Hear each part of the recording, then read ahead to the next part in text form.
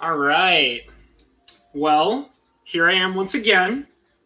You guys ready for round two? Because I definitely am. So, I assume that it might be a little tough to tell what I am going to be painting today based on just the thumbnail, or possibly maybe even the title of the stream might throw you off. What I have here is an Elusive Spellfist. It's a 2 mana blue common creature. It's a human monk, and Elusive Spellfist says whenever you cast a non-creature spell, Elusive Spellfist gets +1/+0 until end of turn, and it can't be blocked this turn. So this is a favorite blue card of mine. Even though this is not the best printing of it, this printing in particular is actually from Iconic Masters. I believe it was originally printed it was in the Tarkir block. I can't remember exactly what set it was. I assume it was probably Khans of Tarkir, Dragons of Tarkir, or I don't think it was Fate Reforged. It was one of those other two. But I have it here printed in Iconic Masters because I did actually get a gigantic box of Iconic Masters at one point. I didn't pay a cent for it. It was great. It was given to me as a gift. So I have it here, and this is a pretty powerful card. I've actually played with it a few times. I had a blue and black deck that actually focused around discard and as well as counter spells, obviously, and various other forms of control. And it's a pretty nasty card. In fact, actually, it's really cool because it's a 2 mana card that can win you a game.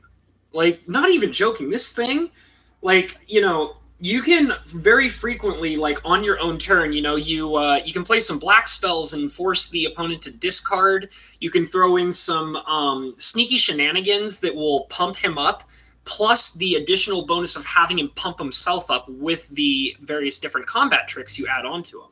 He gets very, very ridiculous very, very quickly. I've seen them print a few different versions of this kind of card where they have like bonuses that are attached to some specific request. Like I think one that comes to mind that I'm very fond of is in Ixalan there was a merfolk called River Sneak. And River Sneak reminded me a lot of this guy, and I thought River Sneak was really strong. The only condition is that it would be unblocked, and I can't remember if it actually boosts itself. I feel like it does, but it would only do it if you would play a Merfolk spell.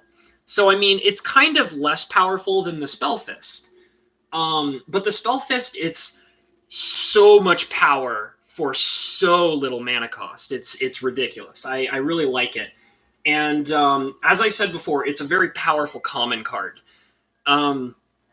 It's definitely something I wanted to work on. And I'm actually right now, as I mentioned before in my previous stream, I'm doing a whole set of 15 different cards. And right now my focus is I'm actually trying to focus on very powerful common cards. Cards that printed at common, very, very playable, very fun to use and manipulate. And just like, like the kind of commons you would open a pack with and you're like, oh, well, this is obviously, going into whatever I'm about to be playing. And for me, Elusive Spellfist is definitely one of those cards. Sadly, though, I will go ahead and admit, I'm going to go ahead and admit this, I'm actually not the biggest fan of the art on the Elusive Spellfist. Like I said in my previous stream before, I'm actually picking a lot of these cards based on, hey, Mr. Boucher's in the house. How you doing, Jay? Glad to see you, man. So I'm actually picking pretty much all of these cards based on their utility and their power, not so much their art. Which, as normally I wouldn't do that. I actually like to pick really, really interesting cards that have more interesting art than they do power. Doing good. Super excited for you. Thank you, man. Well, I'm just glad to have you here. I'm just kind of talking about the card a little bit. Hey! How you doing, Anita? I'm so happy to see you here. You're so cool. So anyways, I'm actually picking these cards based on their power and utility rather than their art. So because of that, I had to pick the Elusive Spellfist, and it doesn't really have the best art. I always thought it was kind of ugly. It's like you can see in the art that it's got what I'm pretty positive it's supposed to be a dragon, considering it's from the Tarkir set, which was all obsessed with dragons and all that. So there's this giant dragon, and is standing in water of some sort, and you have the Elusive Spellfist, which is very very small in the art, and he's sliding underneath the belly of the dragon, and it's just not as colorful, and I feel like the focus of what's happening in the art is a little lost based on the perspective that they were trying to present. But that's fine because, like I said, this is about me picking cards that are my favorites based on their power and utility, and then trying to justify their power and utility and expanding their art and making them a lot more attractive.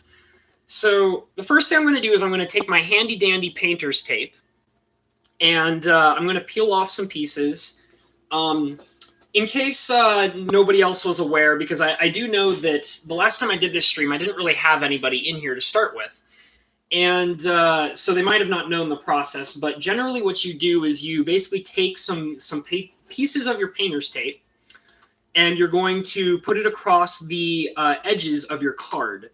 And what that's going to do for you, it's going to do a couple things. It's going to protect the corners of your card as well as the sides, and it's also going to protect the back of your card. It's going to make it so that when you make a big old mess. Hey Rebecca, glad to see you again. Man, you guys are so cool. I'm so glad to have you here. So basically, it's also going to protect the back of your card. And sometimes it's not going to be perfect, because actually one of the things that I was doing off camera yesterday after I had finished the core sanctifiers, I had actually had to take my toothpick and scratch off the paint that was on the edges of the card. It kind of sticks off in little flakes, and that's just another attention to detail that you'll generally want to make sure that you do when you're finished painting your card. And like I said, you can only do so much with the tape, but it makes it so that it's a lot less messy. So that's basically what I'm setting up right now. Just getting the tape on the back. Yeah. Oh, geez. Sometimes when I'm ripping the tape, it'll slide up and be all uneven, and I have to be really careful to not tear the tape too far up into the backside, because otherwise that just defeats the whole entire purpose of putting the tape on there in the first place. There goes my phone. Drive me nuts. I guess I should probably get used to putting that on silent right before I go on stream. Okay, and this is the last piece of tape that's going to go on before I start setting up my my primer for painting on. And it's looking pretty nice with the tape here. So I'm just kind of flattening it down with my fingers so that it's nice and smooth and we can work on it. Here we go. All nice and covered in tape. Looking good. So throw the tape aside. I don't really need it. And I have my messy palette, which you guys probably, if any of you were here yesterday, you probably remember from yesterday. There's all the brown that was driving me nuts, and it's all dry now, and I don't have to worry about it. But I like to, when I set up a palette, I actually like to use its. So I'm going to go ahead and give a shout out to the awesome lady, Miss A. Resnick, who is in the chat right now. She actually gave me this palette and all the little pieces of paper that come on it. She's very cool. She's a artist in various different ways on her own, and she gave me pretty much the majority of my painting supplies when I started getting into this. So I thank her very much for giving me this palette, because I use it all the time. And I'm going to go ahead and set up my primer on here. So I'm going to take out my white and my white and black paints. Oh, thank you. I'm glad you think so. I really enjoy doing this and using all the things you gave me. And, I think that I'm going to be doing this a lot more regularly, because it's a lot of fun and I enjoy it. So, yeah, these tools are going to be used very frequently.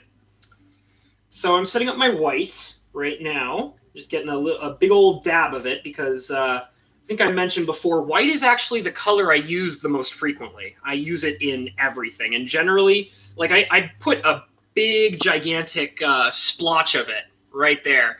And I can promise you, I'm probably going to use all of it before this stream is over. It's going to be all gone. I've even had, oh, where's my black? Oh, there it is. I've even had times where I'll put a gigantic dab of white paint and, oh yeah, definitely, Jay. So have you seen my previous stream? Because it's actually up on my channel. You can definitely rewatch it. But I got to warn you, I have to warn everybody, my streams go pretty long because I try to, my streams, plural, my streams from starting yesterday, or not yesterday, starting on Monday, and each one I do will probably be no less than, I want to say, 3 hours, because it actually takes me, oh god, this black is just making a mess everywhere, and I'm not even doing anything with it. So painting these things takes me about 3 hours at the least. So you got to go into them knowing that you're probably like, you know, and it could be just fun for you to just kind of put them on in the background and listen to them for 3 hours rather than watching everything. Because most of the action is just you watching me mess around with a paintbrush.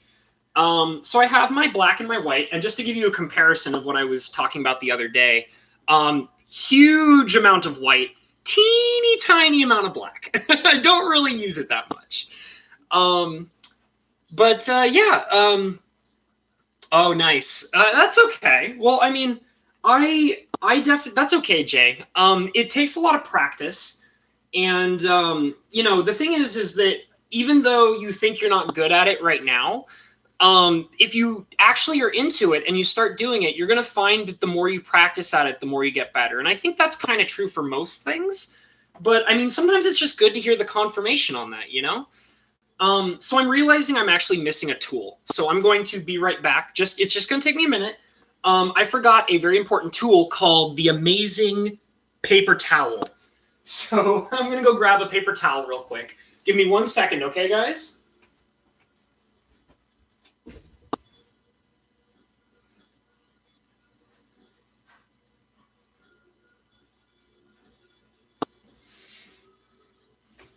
All right, I'm back. Okay, so now I have my paper towel. Super important business. And the first thing that I'm going to do right away is I have to mix up my primer. So I'm going to be taking a portion of my white paint and moving it over to the side. And then I'm going to mix a teeny tiny amount of black in there, just to, yeah, make a gray color. And like, you know, I know, like I said, I'm going to be restating a lot of things that I mentioned in my previous stream, simply because I know that there were not a lot of people who were in there when I first began yesterday's stream. And also, I do know that there are, in fact, a few people that are actually interested in learning some of this stuff. So basically what I'm doing is I'm going to be taking my white paint, and I take a good portion of it, like a nice big chunk of it. Not all of it, just, you know, that seems like a pretty decent size. I'm going to place it over here, just like this. Get a nice couple of globs going on in there. Rub it off of this brush. And then I'm going to wet my brush. Move that cord out of the way because it's driving me nuts. And now I'm going to add a very small amount of black. And the thing is about using the black to change your white into a gray for a primer, you don't want to use very much black. And like I said, I've limited myself to a very small amount of black on my palette. And the reason for that being is that when you have a really dark primer, it's actually very tough to let the other colors show when you're painting on top of your primer. So the more black you have, the harder it is to see the color that you want to use for your general, for anything you're doing. So I'm just kind of mixing it up here. I'm getting a nice light gray going on here. You'll actually notice that I am keeping the gray that I'm making right now close to the really old crusty gray from yesterday. I keep saying yesterday. It feels like it was yesterday. Um, back in the stream on Monday is what I mean to say. And I'm actually keeping it right next to the old gray simply because one of the reasons why I like using my old palette papers is they help me compare the colors to one another so I can kind of see what I want to reuse to get a better comparison, because it's just gonna help you be a little more consistent with your coloration and everything. And I mean, obviously you'll have to start over every time you change your palette paper or whatever it is you're using to keep your paint on. But it's generally good to have a reference point, and that's why I reuse some of these supplies, specifically for that reason. So I have a very nice gray here. It's kind of black and splotchy in some spaces, but it's generally the right color that I want. So I'm going ahead and just kind of getting that off of this brush, because this brush is going to go right into my water, because I don't want to use it for a while. And I will say this, I actually normally use this big brush a lot more frequently for painting, but the main difference why I haven't been using it as much for these particular altars is because when I do my other altars, I'm generally covering large amounts of the card. Like, for example, when I do most of my altars, I'll be covering up like all of this a lot of the time, like all the text box and most of the stuff up here, and it would generally just cover the entire card. And so because I would do that so frequently, this big brush would get used a lot, because I would do large swipes of color all across the card.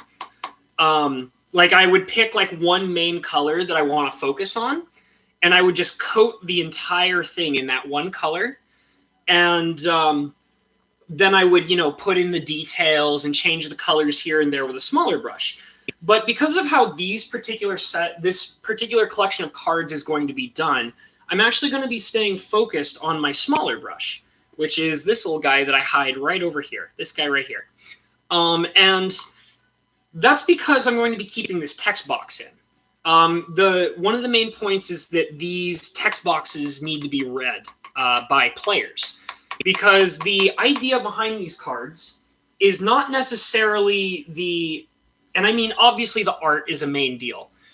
Oh, geez. Mr. Mike Hatcher. All right. Hold on a second. Listen here, you. You get to have that. And you know what? You get to have that. And you get to have that. And, wait a second.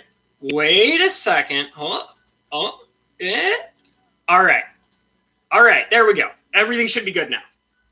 Everything should be good. All right. Yeah. What's that? Oh, there's some wrenches in the chat now. What's up?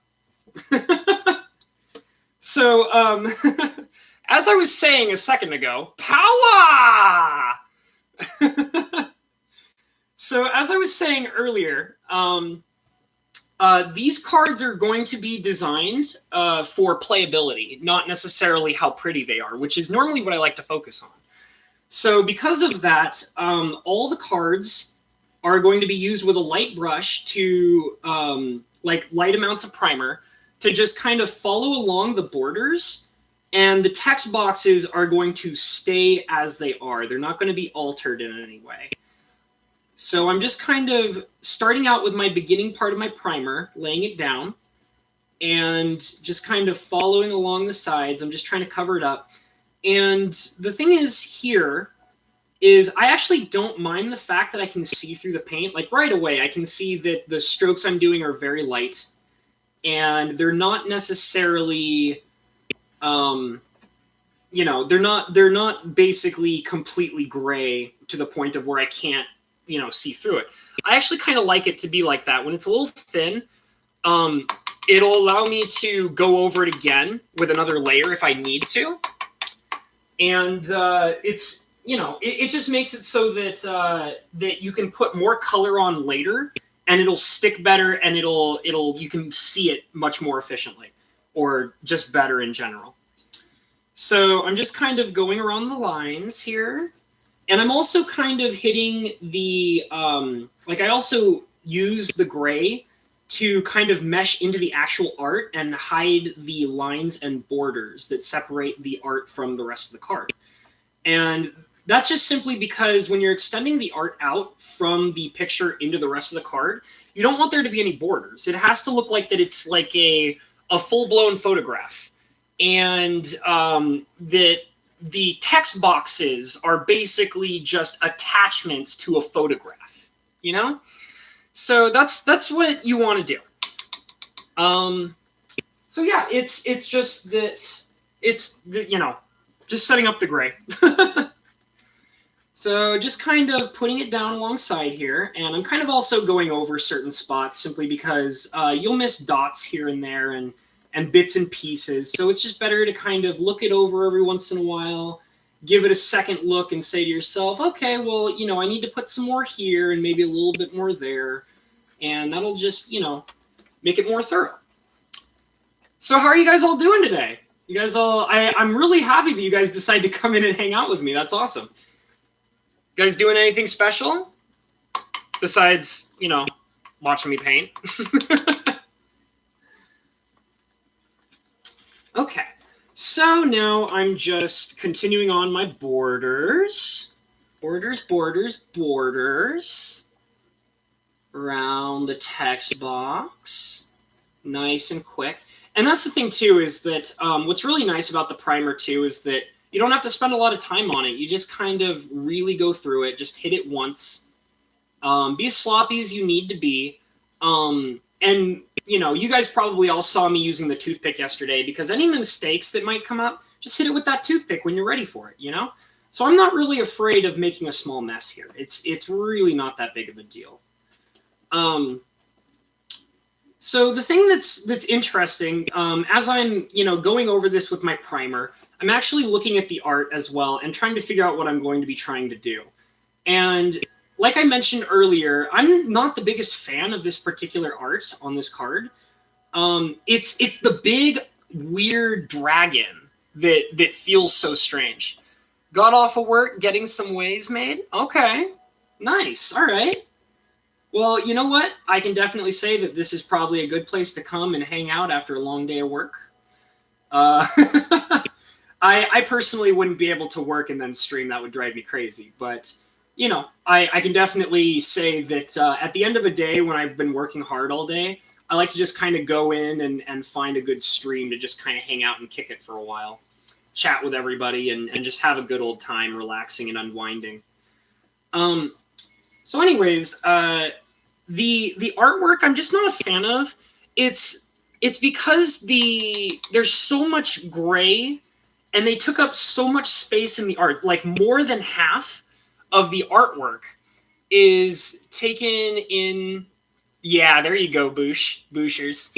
Let's see. Yeah, pretty chill. Watch some painting. There you go. Did you and Mr. Historian and Carly, did you guys have that delicious ice cream you guys were wanting? Get back to work on the Dragon's Endgame box set review. All right. Dude, Mr. Mike Hatcher, I am so excited to see what you have to say about that, you know, the box set review. Honestly, until you brought it up, I didn't even know that was going to be a thing that was happening. Oh, you guys are too funny. You guys are all calling me Bob Ross. I love that man. I really think he's amazing. He paints on a level that I cannot even begin to comprehend. It just blows my mind. You know what? Just to keep some consistency going on around here. There you go. Okay. So I just added another moderator, Miss A. Resnick. I know who you are. You don't have to tell anybody who you are, but I know exactly who you are. So if there's any reason to use that wrench, you have the ability to do so. I can explain to you what it does later if you're curious. But yeah, I'm not a big fan of this artwork simply because this big, ugly dragon is just taking up all this space, and there's not very much going on with it, you know? It's just there to, and I get the point, I really do, that they're trying to show you, they want to show you that, you know, this guy is really tiny and compared to this giant, scary dragon, and he's able to get past it all fancy-like and all that. But it's just, you know, I just think it's kind of ugly. I'll be straight up about it. But that's, you know, that's fine. That's totally fine. We'll make it work. If I can find a way, and I like the fact also, I do enjoy the fact that up here in this area, the dragon actually gets lighter in color. And that says to me that that might be an opportunity for me to actually get a little bit more creative with the dragon itself. I might be able to add like a light feature. I might be able to change the shading on it, something like that. So that's something that seems a little promising about the artwork that I might be able to tweak in my favor. But other than that, it's very this particular art piece is very limited in what it's handing to me. So I'm just going to go ahead and keep on going with my border, just going along the sides here and there, putting all my gray in. I know it's the boring part, but that's just how it is, and that's fine. Because once we get the boring part done, the fun part comes where we get to add in all the color and all that. So just going to add some more paint to my brush, going along the sides, cover up those names and those weird words that I don't want. And like I said, I always give credit where credit is due. If you were to go onto my DeviantArt page, I give credit to all of the actual original artists over there for the amazing artwork they do. You know, they get full credit. And there's a few other things, like sometimes I'll add a note here and there about whatever I'm trying to work on or whatever I'm trying to do. I do have to also say, I was really surprised. I went over to my DeviantArt page yesterday, and I was looking over it, and I was surprised to find how many people had come over from YouTube to check out my artwork over there. It was very refreshing to see that. Lots of people coming in and saying nice things and joining my friends list and watch list and all of that and being interested in the artwork. It was really cool. It was very nice to see. And a really cool thing, too, I'm actually curious to see if he'll join us again. But Mr. Braden, who was in my first live stream, in fact, actually, he was the second person to... oh, thank you, Scorp, guys. I'm glad you like them. Braden was the second person to come into my stream, and he later on came to me in Cinder's stream. I was enjoying Cinder, watching him play Bloodstained, and he came to me and he was like, "Hey, I really liked what you do, and I really enjoyed the stream, and I thought it was very informative. I want to get some more advice from you about how to paint because I think I want to do that." And so I was giving him all sorts of interesting advice. I was trying my best also not to distract from Cinder's stream as well. But he had all sorts of very interesting questions that I was able to answer. And I also had to let him know that I'm not some, kind of painter who, went to a fancy art school or anything like that. Pretty much everything that I talk about and that you'll see me do, I've actually learned on my own. I still definitely have to say that there was a particular YouTuber who originally got me started in doing this. And I learned a lot from that YouTuber just from watching just a few of her videos. But other than the very beginning stuff that she had taught me, everything else was self-taught. And I still feel like I'm learning new stuff on a regular basis, and I feel okay with admitting that because I love to learn. I love learning all sorts of new things. It doesn't matter whether it's related to painting or related to something completely different. I just like learning. I read a lot. I like watching informative things, and that's just the kind of person I am. And I also, the other thing I really enjoy from learning stuff like that is I like to learn something new and then immediately use it as soon as I possibly can. Learning is awesome. No one ever knows everything, and people who act as such are ridiculous. Very true, Carly. Very true. I even had to give you credit the other night because if it wasn't for you, I would have never read that material. I read a couple of articles a while ago. They weren't the ones that you originally sent me. I just happened to stumble onto them a while ago that were talking about epigenetics and how various different environmental circumstances as well as adaptive circumstances can completely change genetic code in animals as well as human beings. And that was fascinating. That was absolutely fascinating to me. I never knew it until I actually read into it. And I was really glad that I had you to direct me in that particular direction in the first place, to give me the chance to actually learn about that. So I really appreciate that, and I learned a lot from it, and that's what I like to do. I like to learn a lot. So, and the best thing, what I was trying to say was that the best thing about learning new things is implementing them as soon as you possibly can. Thank you, Carly. Words of advice. This woman's smart. This woman's very smart. Uh, one of the things I really like about learning new things is being able to use them to your advantage as soon as you possibly can. So I feel like I'm constantly learning new things, especially about painting, and generally I try to implement what I learn into the things that I'm doing on a regular basis, especially for painting. So, like, even on DeviantArt, which is this amazing resource, besides the fact that it's awesome to post my art on there, as well as it's for posting art as well as trying to monetize your artwork. But one of the things I love about it is I love looking through the various different artists and seeing what they're doing and finding something that grabs my attention or that fascinates me and trying to replicate that. Being an idiot is great. Well, Scorp guys, that's your prerogative, which is fine. But I think you're a smart person, so you don't have to worry about that. I don't think you're an idiot. Hey, this is how I look at it. If you're in this stream right now, I think you're pretty goddamn intelligent, okay? You have to be pretty smart to be hanging out with me in this stream, okay? So, but I really enjoyed having DeviantArt as this resource to look into artists that are very talented and using their artwork. Obviously I'm doing my best, like I'm not trying to copy them or anything, but I try to take what they do and then implement it in a way that teaches me something new that I've never done before in my art. One of the things that I was practicing not too long ago was I was practicing speed painting. And because obviously, doing these altars, they take a long time. 3 hours, that's nothing to scoff at. That's some serious dedication.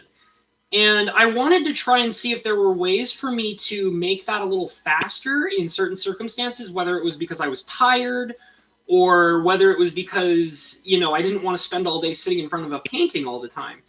So I was practicing some speed art methods, and I had found one artist who had this absolutely fascinating way of painting cards, where the person, I don't know if they're a man or a woman, I've never talked to them, and sadly you'll find that a lot of these people that I generally take inspiration from, they don't really do stuff anymore. I think that this particular artist I'm talking about hasn't posted new art in 3 years or something. But the old artwork that I would flip through that they were doing, it just absolutely was spectacular. And I was also able to tell, they would mention how long it would take them to work on that piece of art. And they would also talk about what they were doing with the details and what inspired them to do what they were doing. And what fascinated me was when she was this person, what they were explaining was how they were using a single coating of one paint color to cover the entire card piece. And then they would go over that layer with all the other colors that they would want to use. And that was something at that time that I was not really used to doing. I would always try to take everything piece by piece, bit by bit. And I once paid a stripper with an obvious stab wound to give my buddy a lap dance. It's okay. Well, strippers that get stabbed, they need loving too. So, give them that money if so be it. But yeah, I was really fascinated by their ability to do so much with a single color, and then they would just kind of mesh all their other colors in with that main color. They would focus on one uh, basic color scheme, and I had never seen like because some of these really interesting alter artists they get really complex with their work. But what amazed me about this person was how simple it was, but the beauty in the simplicity that they would provide their cards. It fascinated me. So I actually took their method and I started practicing with it a little bit. I think I only did 2 cards. I did a island and I did a forest after that. And if I remember correctly, I think I did both of them in the same night. They only took me about an hour and a half to do because I was trying to be as fast and efficient as possible. And it was definitely an interesting experience that I had not, done before. And I did learn a lot. It's that it basically, to explain what it allowed me to apply to how I paint now, is that, and I was actually doing this quite a bit, was I was mentioning how I was making in yesterday's stream, uh, or I keep saying yesterday, good God. In the last stream that I did, I was taking the color brown and I was trying to use a lot of it and I was applying it everywhere. And then I would apply all my other colors afterwards on top of that in layers. And it was actually practicing that speed painting method. All right, take it easy, Jay. If you're back in 30 minutes, I'll probably be here. I've barely started. Um, so, anyways, it allowed me to learn how to take a color and apply it all over the place and then layer over it. And then that allowed me to take the colors and transition them in different areas and different shades. So, that's another example of me taking something I didn't know, I learned it on the spot, and then I applied it right away. And I got a lot out of it. Okay, so let me take a break from all this insane amount of storytelling I'm doing. So as you can see, I have actually applied a basic layer of my primer color, which I'm going to be painting over.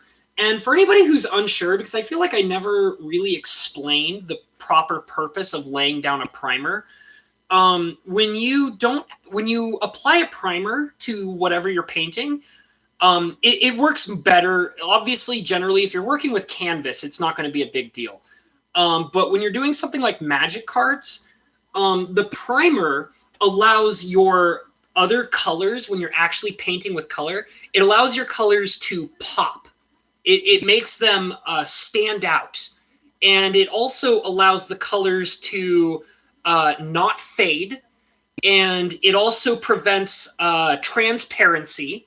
So, like, for example, if I didn't apply my primer here and I laid down, like, say, a yellow or a blue or whatever color I'm working with, you would be able to see right through that color. And you would be able to read all of, like, the weird text that would be down here. It wouldn't look good. It would look really ugly and it would look really muddled. And your primer prevents that from happening. It makes it so that the paint doesn't slide off or wear off. It makes it so that your paint, your colors are not thinning, and it also just makes everything just pop. Like, it just makes the colors stand out, which is also another reason why I said you don't want to add too much black to your primer color, because if there's too much black in your primer, your colors are not going to stand out. It's kind of like taking the black border that's down here and trying to paint over it. It's going to be much harder for those colors to look nice if it's too dark. So let's actually get started in some color here. The primer's all done. So what's actually really interesting is I'm going to have to figure out what the main colors are here. And it actually looks like that there is some very light gray as well as some brown. So it looks like it's going to be a mixture of a darker gray and a little bit of brown for this dragon. And then the rest of it is going to be, it looks like a very light blue. So what's interesting about the light blue, and this happens to me, I ranted and raved about this in yesterday's stream. Whenever I work on blue cards in general, whether it's an island or whether it's any kind of other blue card, the blue is very, very hard to replicate with the particular blue that I use frequently. The blue that I use the most frequently is the ultramarine. And the problem is that it's got this deep, dark blue color. And yes, you can alter it for various different purposes, but it's not very good at giving you that aquatic color. I like to refer to it as seafoam green or seafoam blue. I think seafoam green's a little more appropriate to explain, to call it by. But the thing is that when you're trying to get that rich blue color that makes you think of water, which is very, very commonly used in most blue cards, you're not going to get that out of the ultramarine. So generally what I have to do is I have to pull out that handy-dandy Pathalo Blue, which for some reason is on the other side of my room and not over here near my paints. Okay. So I have to grab my Pathalo Blue, which, once again, the lady who was in here earlier, Miss A. Resnick, this is one of the things that she gave me, this wonderful tube of Pathalo Green. And I generally have to, put it on my palette, but I also have to test it right away. Because most of the time what happens is that it's never going to be the right color for the rest of the blue. It's going to generally be very, very green. Very green. And actually that's where the ultramarine starts kicking in and being a lot more useful. Even though it's not very good at getting me the seafoam green, it's very good at toning down the seafoam green. So I laid down a little bit of Pathalo green, and now I'm laying down some ultramarine blue. And I'm going to be applying these colors on my palette based on the pace I'm moving. So, for example, I have not laid down my red or my yellow yet because, to be honest, I actually kind of doubt I'm going to need it much. I'll definitely have to lay some down when I start working on the dragon belly here. But for right now, I'm going to not really worry about it. I'm first going to try to get my seafoam greenish blue color going first. So I'm going to grab my brush, wet it a little bit, and dry it off just a smidge. And I'm going to grab some of this Pathalo green and mix it with my ultramarine blue. So what's actually really tricky now is that this green actually, even though it's very green, like if I were to just go ahead and start putting it all over this card, you would definitely see that it's got a very sharp blue color to it. It is, in fact, more green, but the blue color is very obvious in it. So I'm going to just apply a very, very small amount of blue. So large amount of Pathalo green, small amount of ultramarine blue. And I'm just going to go ahead and mix it right away.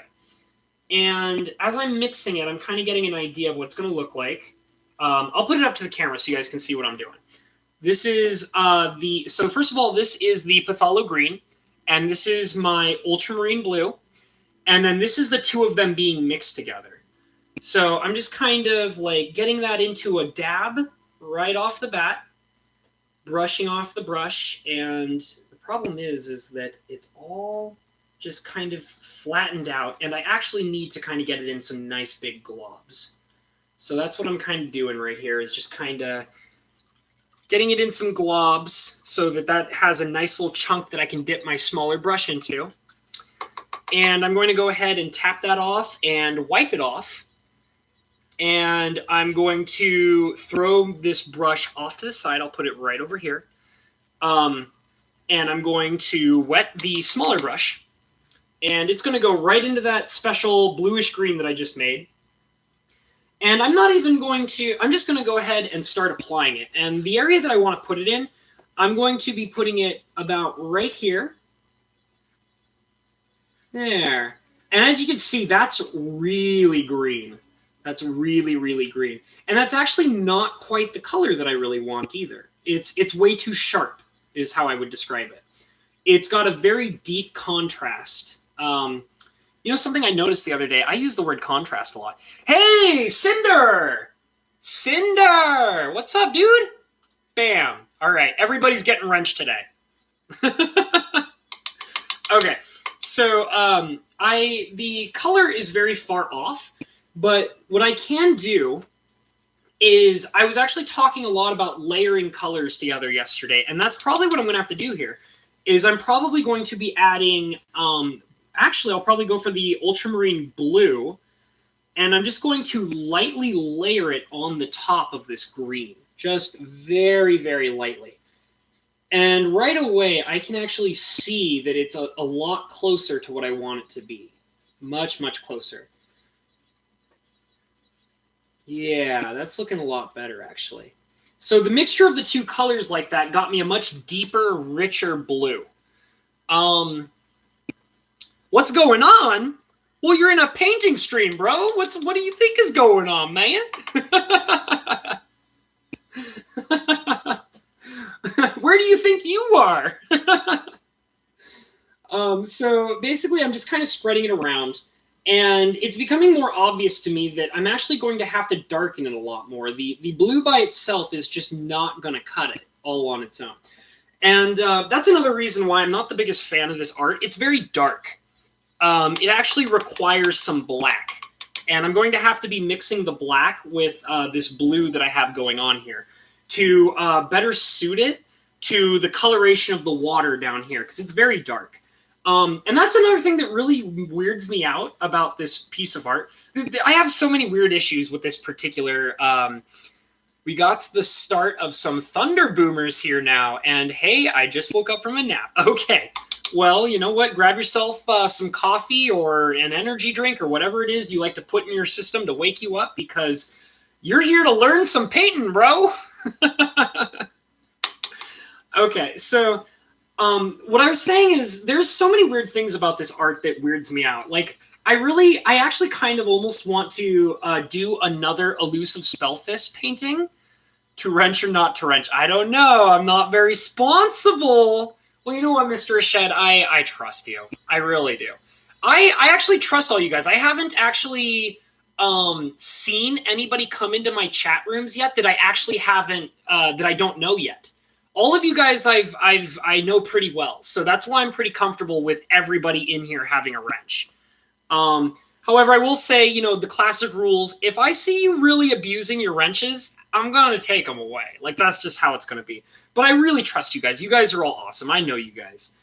But back to what I was saying. The thing that weirds me out about this art is that the perspective is strange, and you can tell that they're not in an ocean, and they're like, look at this art. Just look at how it looks. So you have this dragon, right? And he's standing here in water, right?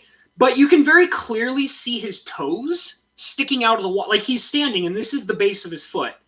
And then these are his toes down here, right? And he brings his face down to the water's edge. And then you have this guy who's, like, sliding underneath the dragon through the water. So, like, that implies to me that the water is, like, ankle deep. You know what I'm saying? Like... I like, what are they standing in? Like, they can't be standing in a lake. They're very clearly not standing in an ocean. It's such a weird piece of art. I'm not the biggest fan of it. But like I said, I picked utility over artwork, and here we are. So, getting back to what I'm actually trying to do, I'm taking some black. I rubbed it off very finely from the card, on my palette. And now I'm just applying a very, very light layer of it on here. And that right away looks much better. It really does. Because I can still very clearly see the blue, but it's also dark enough to mesh in with the darker coloration of the water in the main picture. And that's obviously the main thing going on here. Is if it doesn't look like what the picture is supposed to represent, it's not going to look good. Like, that's just how it's going to be. You want the colors to mesh. You want to make it look like the picture you're looking on is exploding out. Like, it's not when you hand this card over to somebody, it's no longer a magic card. It's a window into a fantasy universe. And that's important because if the colors that you're painting don't match anything near the artwork, it's not going to look like a window into another universe. It's going to look like, some, first grader's art project. All right, Carly, it's all good. I really appreciate you for being out here. If you do feel like coming back, I am actually going to be streaming for quite a bit because I've only just barely touched what I'm working on. I'm doing everything I can to get through this, but it's definitely going to be taking some time. So feel free to come back whenever you are. My guess is that this stream will be very similar to the one I did on my last stream, which was on Monday. It's going to be going probably, my guess is for around 3 hours. And I also understand that, whoever has to dip out, because 3 hours is admittedly a long amount of time. So anybody who dips out for, whatever reason, I'm just not going to be mad. Like, I mean, come on. Live your life, guys. Come on. So now that I am comfortable with how I did this one small area, that's my reference point. So what I did was I tried to get it as close as I want to what the art is represented over here. And now what I'm going to do is I'm going back to my blue and phthalo green mixture, and I'm going to be applying that all over the card. So I'm just going to basically fill in all of this area down here, all across these borders, with this phthalo green ultramarine mixture. After I hit it enough times once I get this whole area covered, I'm then going to go over it with the ultramarine color, and that's going to darken it more closely to the watercolor that I want in the picture. And then I'm going to hit it with a light black so that it matches the darkness of the water in the picture as well. So it's just all about accommodating your colors to the actual art piece. So my brush is getting a little dry, so I'm going to wet it again. And I'm feeling very thirsty because it's very hot in my room, so I'm going to take a swig of water.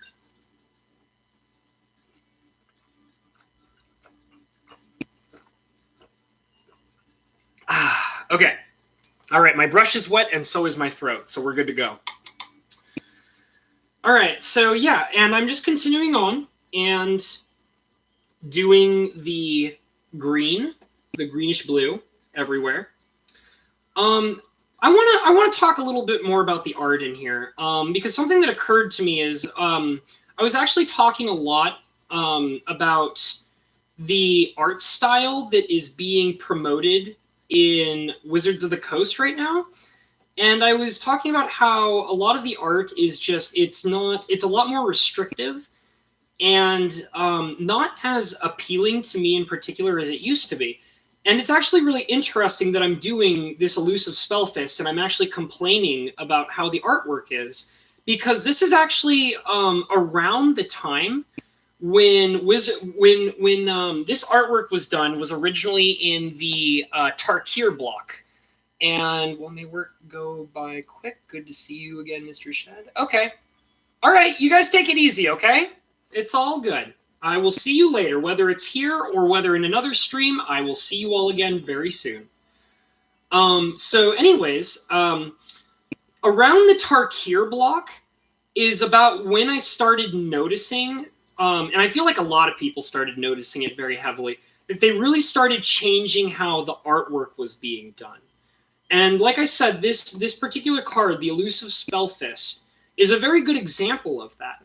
Like, there's just a lot of weird things that were done with this particular artwork. And I mean, I guess I couldn't really say that I know what was really happening to make the artwork look like this, because I don't actually have the reference point.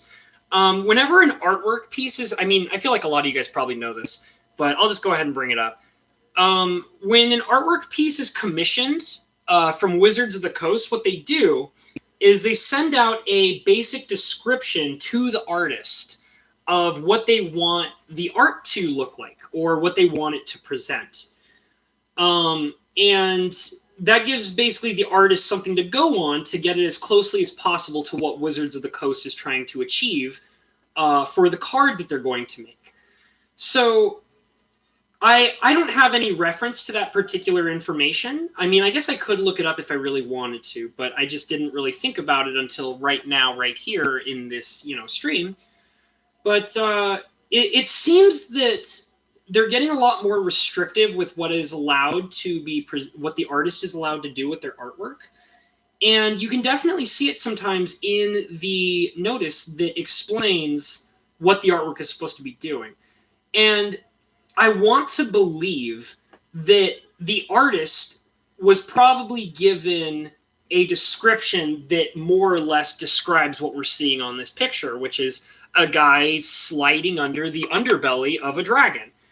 And the thing is that, I feel like that Wizards of the Coast couldn't have probably seen that this would be the situation that would occur. But when you do something like that, they don't think about the coloring and the shading and the light perspectives of what is being done with that. So when you have something like, oh, well, it's going to look really cool when you see this badass guy sliding underneath a giant dragon to get past him. And it's yeah, but did you ever think about the light perspective? Did you think about what the colors are going to look like when that guy is doing that action? Because if you're sliding under the underbelly of a giant beast like that, there's not going to be a lot of sunlight. There's not going to be, lots of color in the actual art piece. It's going to be a lot of shade and black and gray and brown. And I can definitely give the artist some credit where credit is due, because it is due. He did a great job on drawing your attention to the face of the dragon by applying the light and the fire coming out of the dragon's nose and mouth, as well as he did a great job on showing off the bright red robes of the monk. And that's great. But you still have to deal with the fact that you have this giant black and brown underbelly of this dragon. And it's just so blah. It's very, it's just, it's not very interesting to me. It doesn't really catch my eye. And the parts that do catch my eye are so small that it doesn't really draw your attention that well. It allows you to just kind of look directly in the middle at the teeny tiny details that are being focused right here, and then ignore everything else. And let me go ahead and make a reference to, once again, what I was talking about in the last stream. I was talking about Phil Foglio, which is an artist that I like a lot. And I was talking about a card called the Trade Caravan, which Perp actually did a video about. I don't think he did it specifically about that one card, but he did talk about that card, which I really enjoyed, because I actually own the card Trade Caravan. I've had it for a very long time. It's an old card in my collection. I didn't buy it just because I wanted it all of a sudden.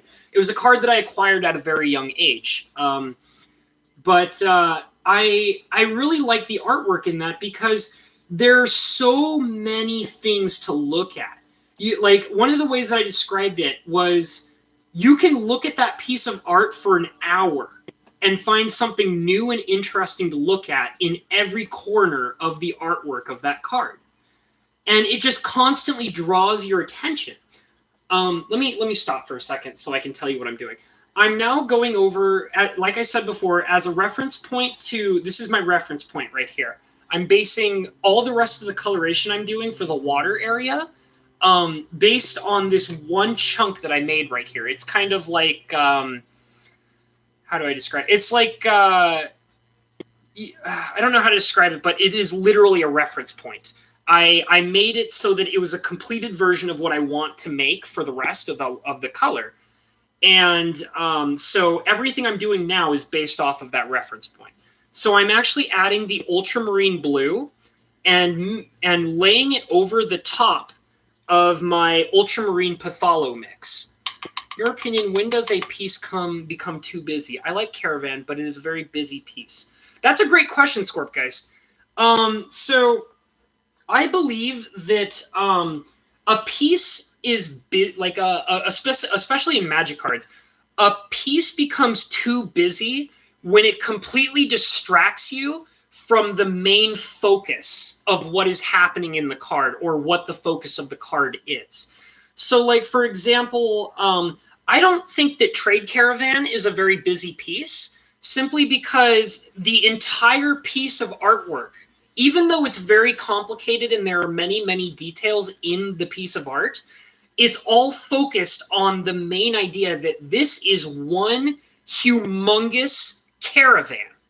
And a caravan is a very big thing. It's a very large idea of what something is. Like a caravan is, wagons and animals and people and markets and products and crafts and all sorts of things.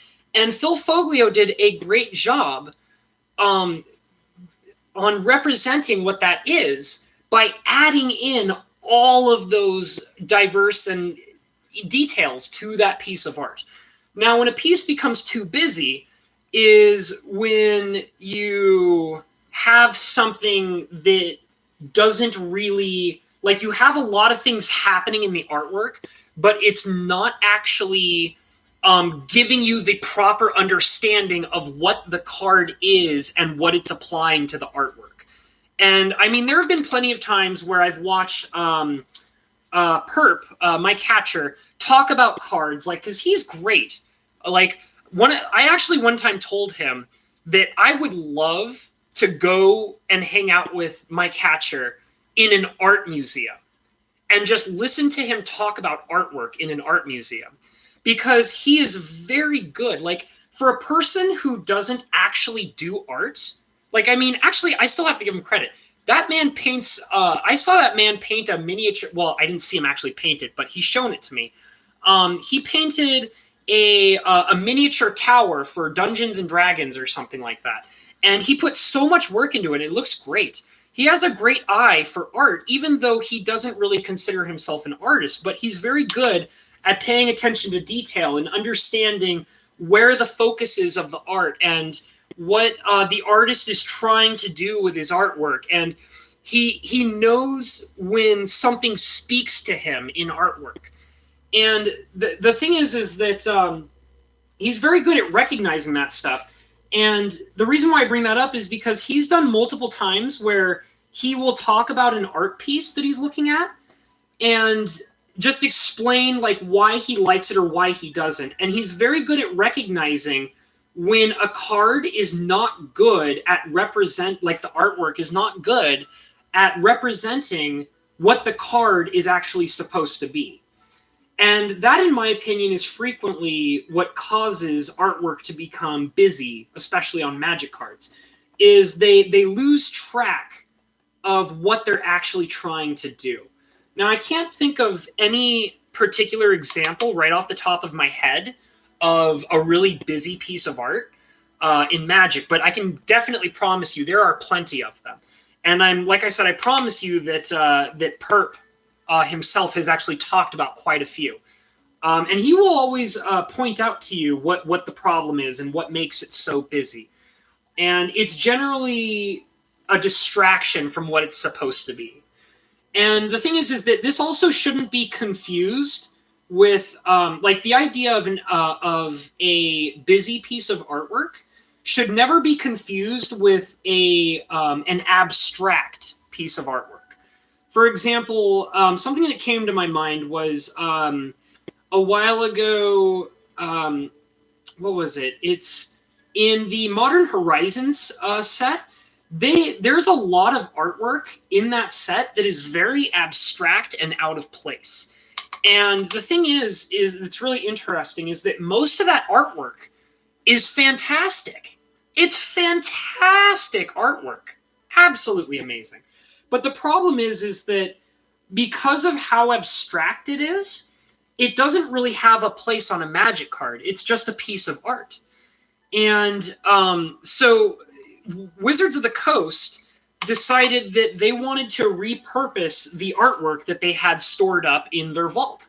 And the only way they can do that is by basically I feel like they did a combination of two things.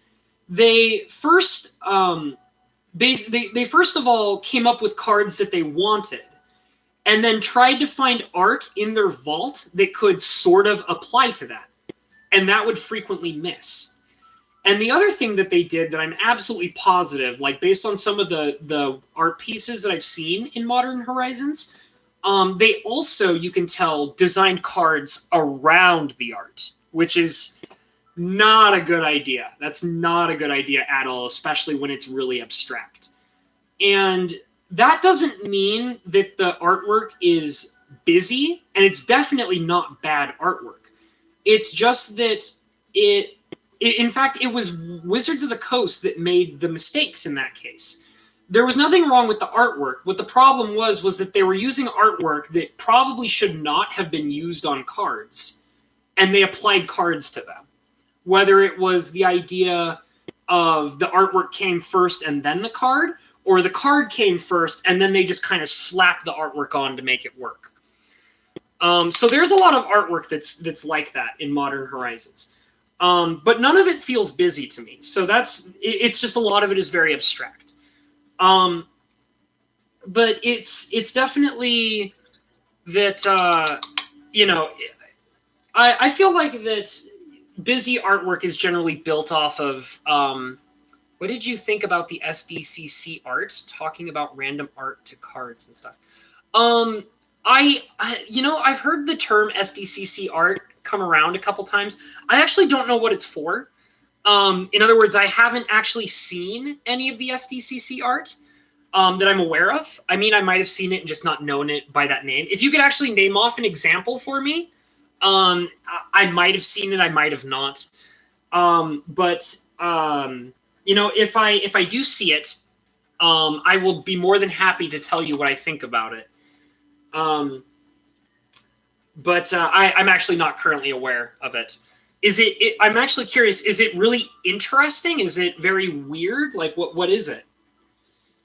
But anyways, going back to what I was talking about, I generally gravitate towards the more abstract art in Magic. I think it was, God, I keep referencing Mike Hatcher's work. San Diego Comic-Con art for Bolas cards and his Four Gods. Yeah, I have not seen those, Cinder. I will be more than happy to go out of my way to look them up, and then maybe I can talk about them in the next stream. I would do it right now, but I'm very busy with painting and talking, so I'll just look them up later, okay? And I will be more than happy to talk about them either in your stream later, if you're still curious by then. I don't want to interrupt what you're doing in there, so I might not bring it up at all. Or I'll just talk about it in my next stream that I do. Yeah, I generally gravitate towards the more abstract art. And there was actually a video that, and like I said, I keep referencing Mike Hatcher's videos. And like I said, I respect Mike Hatcher as an entertainer. He has a lot of interesting things to talk about on a regular basis, and I really respect that. I like, for example, an art piece that I adore. I actually am planning to get a copy of it. The only reason I don't own it already is because I'm waiting for the price on the card to drop. That's another interesting thing you'll learn about me. I actually do buy really old, expensive cards, but I don't buy them because of their utility or their power. I actually buy them for their art most of the time. I have a collection of very interesting cards that I adore for their art. One of the cards that I want to own that is very strange, but I just absolutely adore it, is for anybody who knows really old cards. Have any of you ever heard of the card Mold Demon? It's an old Black Legends card. And, all right, I'm going to stop for a second because I have actually finished using all of the blue, the ultramarine blue. So I'm now setting up the black right now. And I'm wiping the black off on my palette so I can get a very nice thin layer of black. And I'm going to have to be very careful with it because the black is very sensitive, and if you do it wrong, it'll just ruin the whole piece. So anyways, for anybody who knows Mold Demon, it's actually very famous for being considered a very ugly piece of artwork. And there are some people who even say, like, oh, well, you know, like, my kid could do a better job than this, you know? Like, I've seen Crayola, Crayola pictures that look better, and blah, blah, blah, blah, blah. I love the artwork. And I actually, what's really interesting is that's not a recent feeling. So when I was very young, when I first got into Magic, I was about 11 years old. And I was introduced to Magic by a very good friend who is much older than me. I was 11 and he was 16. And he loved Magic, and he was the person who introduced it to me. His name was Danny. And Danny is the one who introduced Magic to me. And I have some very distinct memories. Ooh, that's too dark. Uh-oh. Okay, hold on a second. Too much black. So I have a very distinct memory of walking in to my very first comic book card shop when I was around the age of 11 or 12. And he took me to buy some boosters and some cards. And I remember looking into a glass case that had all sorts of very old Magic cards in them. And there were, what really caught my eye and actually made me fall in love with the game was he had a large collection of Legends cards. He just had them out on display in this glass case. And the Legends cards, I just thought they were the most amazing things I had ever seen. Like, that's actually why, you know, because it's actually cool because Perp always says, like, Legends is his favorite set. Legends is my favorite set, too. I just wasn't around to play it. But the Legends cards are what entranced me as a young kid to get into Magic. And seeing those cards on display, I was just absolutely amazed by them. There were a few cards that really caught my attention. And one of those cards was the Mold Demon. And I don't exactly know to this day what it was about the Mold Demon that I absolutely fell in love with.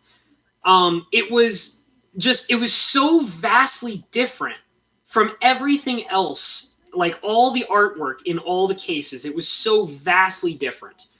And, like, for example, when you look at a lot of other cards, even in the older ones, they give you this really interesting perspective that the cards have a place in reality. I mean, obviously it's a fantasy world, but they feel lifelike in some ways. You know what I mean? Like for example, you know, you look at some of those Elder Dragons and like the Elder Dragon Lords, like Nicol Bolas, Palladium Moors, Arcades Sabbath, you know, all those guys. And they still feel like that they're, like, even though they're very kind of more cartoony, they still feel like they have a place in a realistic fantasy world, right? But the thing that made the Mold Demon so fascinating to me was that when you look at the art of that card, it feels like it's taking place in a reality that couldn't possibly be within our own dimension.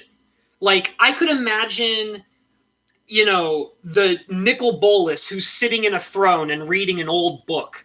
I can imagine him being in a realistic fantasy world. The Mold Demon? No way, man. Like, that guy, like, one of the things that I used to think to myself is that he looks like he's from a world where the existence is only built on 2 dimensions. You know what I'm saying? Like, he looks like he's from a world where there is no 3rd dimension. It's all just a 2-dimensional world where everything is based on flat lines. And you know, and he reigns supreme because he's this big, scary beastie in this unrealistically flat world. And as a kid, that really evoked my imagination. It fascinated me deeply. And I never ever once looked at it as, you know, oh, it's a Crayola art piece. Like, I could draw that with my eyes closed. Like, I never felt that way about it, not even once. It was just this deeply fascinating, like, it really evoked my imagination into believing that somewhere in the Magic the Gathering universe, there's a two-dimensional world where a mold demon lives and he reigns supreme. And you don't want to mess with him, you know? Like, I would be scared. Like, besides the fact that I believe he lives in some kind of weird two-dimensional world, I would be scared to be there in front of him because he's spraying blood everywhere. You know what I'm saying? It's very fascinating. And, you know, I love that card. I actually want to get a copy of it, and I'm just waiting for... It's not very useful, so most of the pricing on it is based on people who just like it, kind of like me, you know? But, I mean, one of the things that was interesting is that you're never going to get artwork like that ever again, guys. Like, think about that. You will never see another mold demon type of art in Magic the Gathering ever again. Ever. It won't happen. And it's sad because it's so interesting. And it's so interesting, and it's something that you're just never going to see again. On that kind of downturn of a note, let me stop for a second. So I have filled in all of my water with black. Let me bring it up to the camera a little better so you can get a better idea. You probably have noticed that the blue that I've been trying to bring into this card looks a lot better. It looks a lot more close to what is actually in the art. So let me bring it up to the camera just a little bit so you can see it. It's a little bit darker. You'll notice it's kind of got that black tone to it, which is exactly what I wanted. But you'll also notice that there seems to be something missing in the water. And you know what that is? It's the waves and the mist. So we're going to basically break out the white, and we're just going to start kind of making lines of mist and things like that all across the artwork. Oh, thank you. Thank you, A. Much appreciated. I'm glad you like it. So yeah, so I'm going to get my white out here. And like I said, it's the color I use the most. And I'm going to very carefully, I'm going to rub it off on my palette very much so it's nice and thin, because we don't want a bright in-your-face white. We want it to be misty. We want it to look like there's a very low-hanging mist, an ocean spray, you know, coming off and hitting you. So we're going to go ahead and add some of this white here, just like that. And that looks pretty nice, actually. Right off the bat, it's looking very misty. So now we're just kind of, what's really fun about this is that this is the part where you just get to be very sparse with your color, because you want it to be light. So I'm kind of just applying it here and there, just like that. So that looks pretty good, right? And I'm going to bring it down over this way as well. Just, you know, little smears of white here and there. And you don't want to put it everywhere because you're not trying to white out the whole thing. So just every, you know, few areas that you think would look relatively good with a, with a white spraying kind of effect. You just kind of apply it there, here and there. I'll put some on this side as well. And yeah, it's coming together pretty nice. I actually really like how the bottom area is turning out over here. There, let's see. Okay. Oh no. I was all excited and I didn't rub off the brush enough. Okay. So now what I'm doing, after making that huge mess right there that you can probably see because it looks very obvious, I am now wetting my brush, rubbing it off on my napkin, so I have a lightly wetted brush, and I'm going to just kind of spread that out a bit. It's almost going to erase it. It looks like, yeah, That's fine. That's fine. I'd rather erase it than just have it look weird. So that's out of the way. So let's start over again. But yeah, I mean, like, and that's another thing too, is that I mean, obviously, because I was talking about the mold demon, it's pretty obvious that Phil Foglio is gone. Like, like you're not gonna ever see Phil Foglio artwork ever again, and because that's not what Magic wants to do anymore. That's not what Wizards of the Coast wants to do anymore. They want to have this very that looks so much better. They want to have this very uniform style of artwork. They're not really interested in the idea of experimenting much anymore with their artwork. They want to lay down a very strict set of how things are supposed to be, and they want their artists to just kind of follow the rules. And I mean, I'll admit I don't hate all the artwork. I really don't. Like there's plenty of like amazing artwork that we're still getting in Magic as we have it now. But we're never gonna, like I said, you're never gonna see another Mold Demon, and you're probably never gonna see another Phil Foglio like ever again. And that's that's really disheartening. But I mean, there's nothing wrong with admiring the artwork for what it once was. You can still enjoy what it used to be, and you can pay your respects by collecting the cards that present that art that you enjoy. And you can even take it as far as I do and start painting it and extending it. Like I actually for anybody who has been on my DeviantArt page, if you have ever seen my own altered Black Lotus, oh gee whiz, I made a boo-boo. I dropped my paper towel in all my paint. Okay, it looks like I didn't make that big of a mess, so we're good.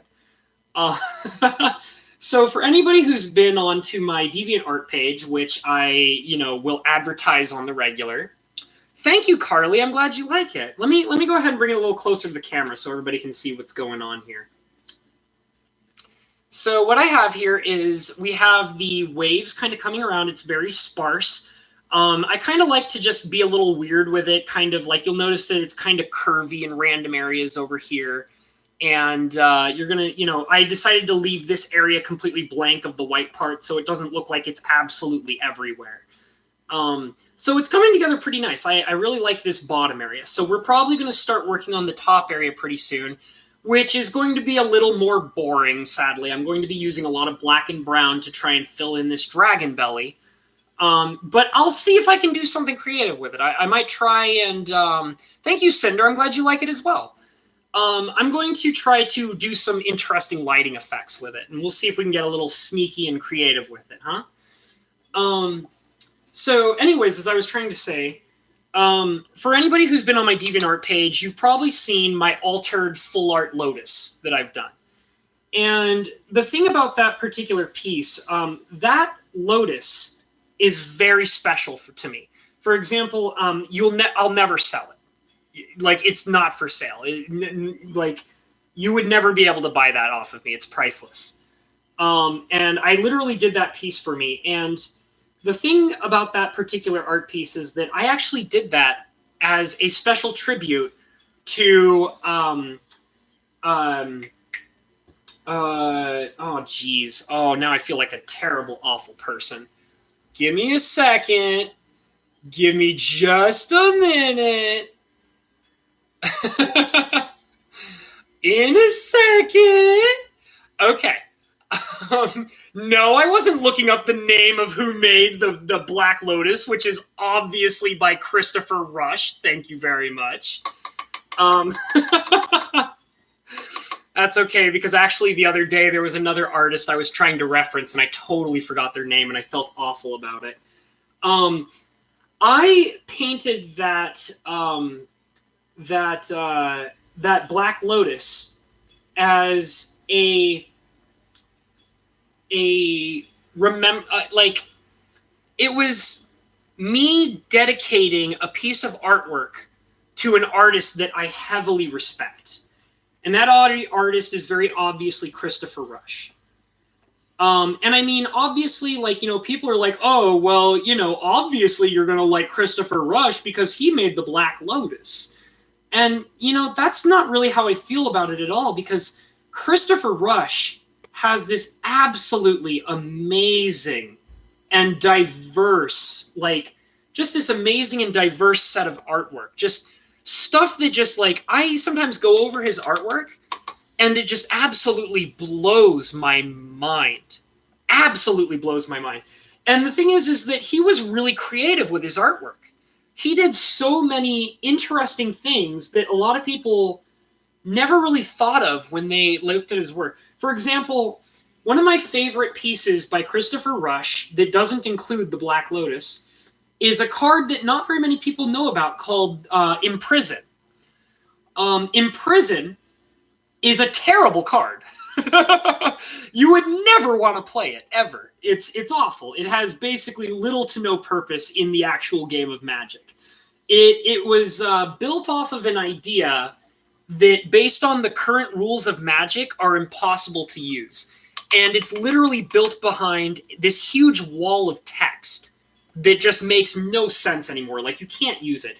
It was supposed to be like a pacifism, like a black pacifism almost. And but it's utterly useless based on all the rulings and all the oracle text. You just can't use it for playing. The only thing I love about the Imprison card is Christopher Rush's artwork with it. It's absolutely spectacular. Now, if you were to go and look at that piece of artwork right now, you would probably look at it very quickly and you would say, well, habanero, what can possibly be amazing about a guy who's trapped in a mask? He's wearing an iron mask on his face. It's so boring. Like, it's just a guy sitting there with an iron mask on his face. What's interesting about that? Well, what you're going to notice if you really take a step back, the genius of the artwork of Imprison done by Christopher Rush, and the thing is that most people never realize this when they first look at it. The artwork, the whole piece of art, is the entire card. It's not just the art box. The whole card is the art. You'll notice that when you take a step back and you look at the Imprison card, you'll realize that the man in the picture, he's not imprisoned by an iron mask. He's imprisoned by a magic card. If you look at how he's sitting, his legs, his arms, and his head are all propped up against the borders of the card itself. The art is not the picture by itself. The art is the whole entire card. The man is literally trapped inside of a magic card. It's utterly genius. It's one of the most meta pieces of art I've ever seen in Magic. It astounds me. Every time I look at it, it just blows my mind. I absolutely adore it. And Christopher Rush was constantly doing things like that all the time. Like, he was just so creative. I mean, he did such evocative art like All Hallows Eve. He managed to figure out a way to represent the entirety of Halloween in a single piece of art. Like, he did another piece that he did that I absolutely adore is he did what is it? It's an ATOG. I think not Psychotog. It's Chronotog. He did the artwork for Chronotog. And I love that little weirdo. Chronotog is awesome. Chronotog was a rare from Visions. And the whole thing was that it was actually really strong. You used to, the whole point was you would play it in a stasis deck. And you would actually purposely use the Chronotog to eat your turns, to waste time, so that way the only person who was taking turns was your opponent. So basically you would set up your stasis combo, and then you would waste all your turns feeding the Chronotog so that you can slap the opponent around at least once or twice and then not have turns while the black vices would eat away at the opponent for his extra turns while he did nothing. I love that little guy. I love Chronotog. He's a favorite of mine. It's definitely one of I actually have it in my collection, and I bought it special. It cost me a few bucks, but it was very worth it because I wanted it mostly for the artwork. I don't have a stasis deck or any stupid, annoying deck that nobody wants to play against, like stasis. I don't. Okay, that's a lie. I actually do have a deck that nobody would ever want to play against, but luckily I never actually play it.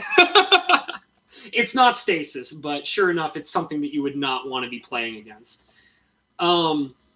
But yeah, I love that little guy. And the thing that makes it so interesting is that the Chronotog itself, Rush did an amazing job at getting the interesting idea across to you that the Chronotog doesn't have normal teeth.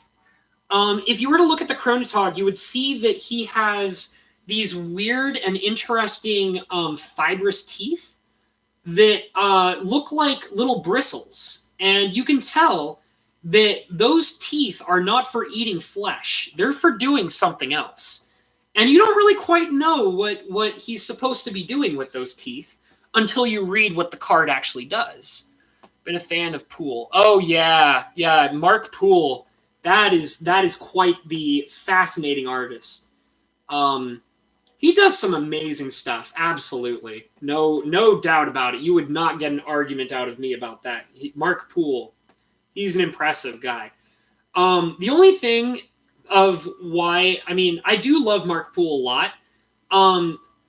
I always kind of respected Mark Poole more for his landscapes.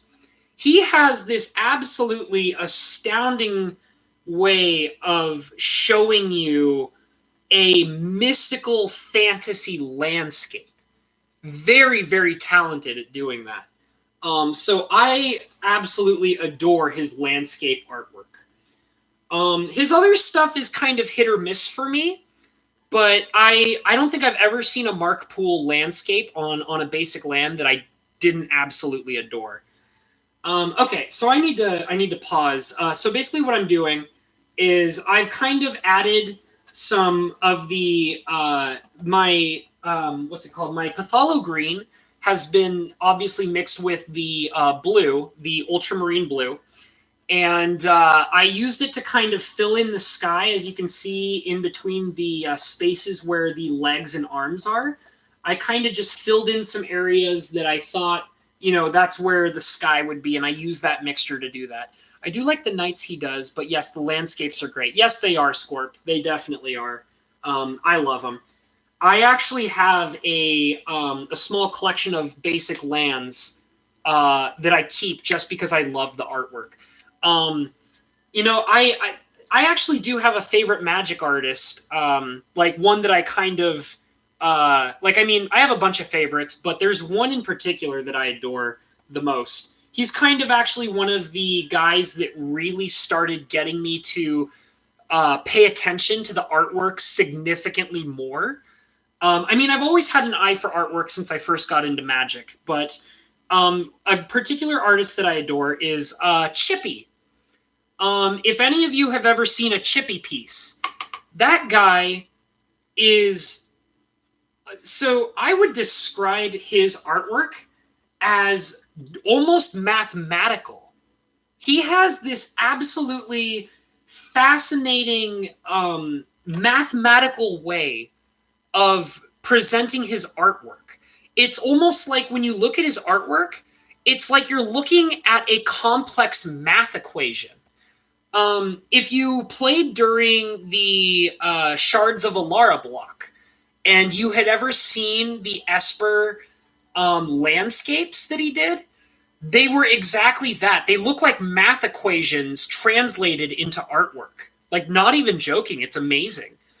And the thing is, too, is that Chippy has had this way of just excuse me a second. I'm grabbing my big brush so I can start mixing my colors here because I got to make this brown.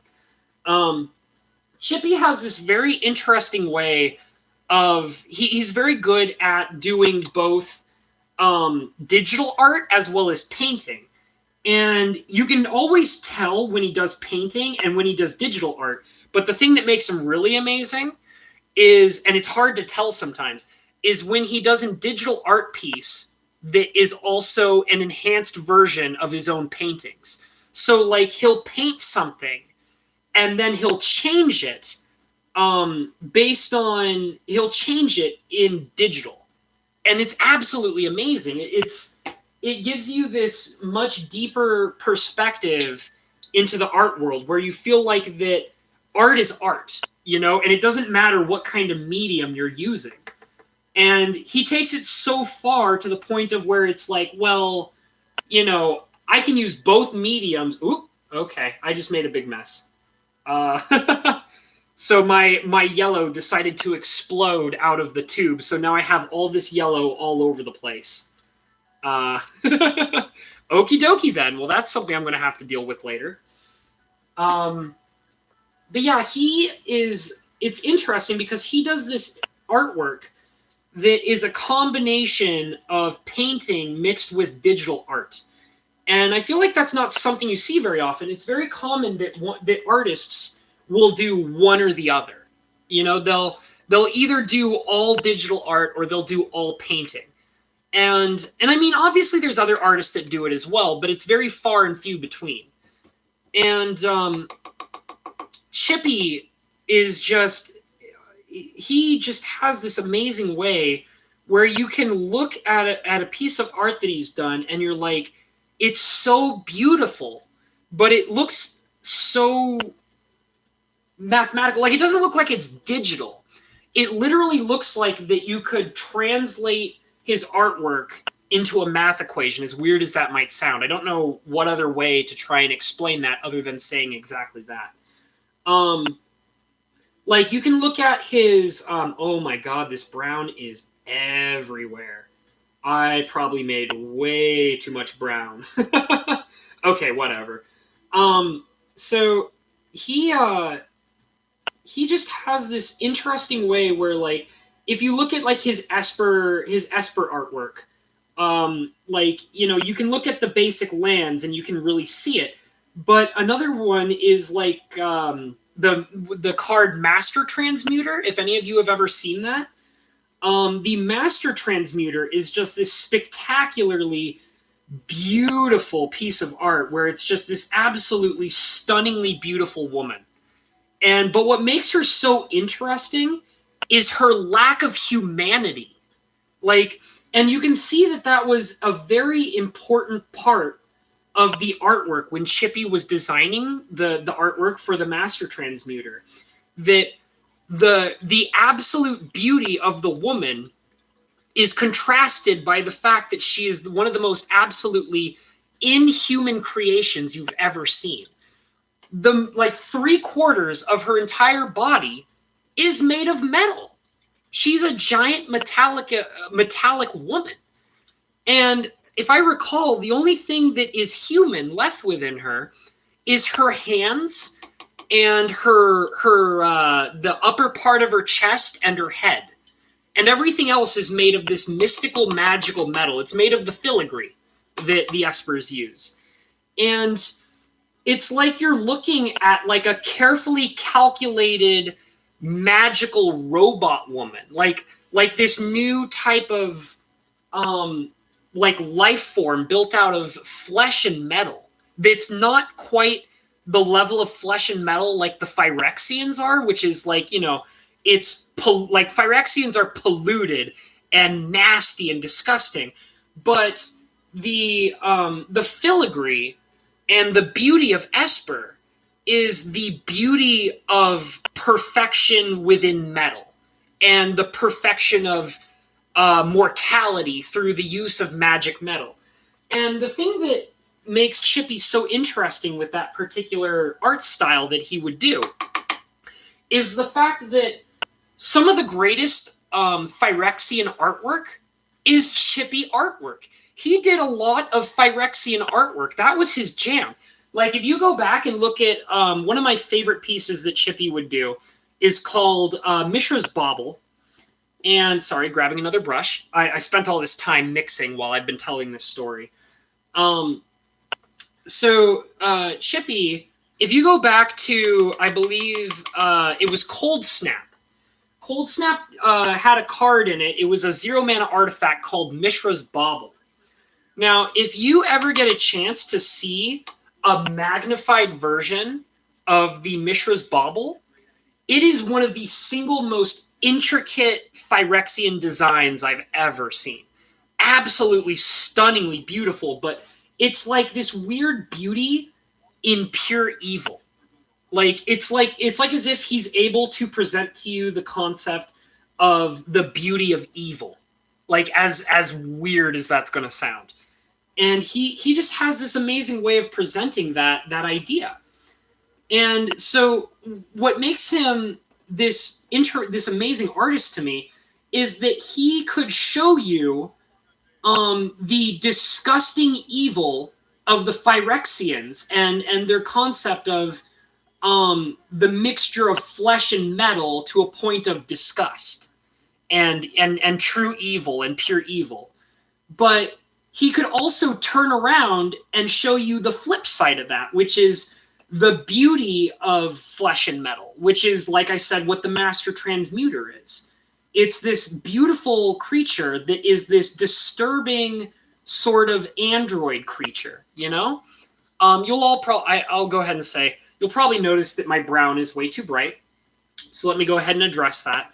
I'm actually going to darken my brown.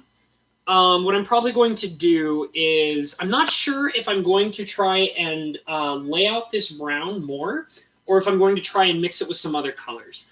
I kind of have this idea that maybe what I'll do is I'll start by taking a glob of the brown, and I'm probably going to mix in some yellow, and so I can get a more bronze color, because, and the lighting is kind of hard to see here, so let me kind of bring it up to the camera to show you.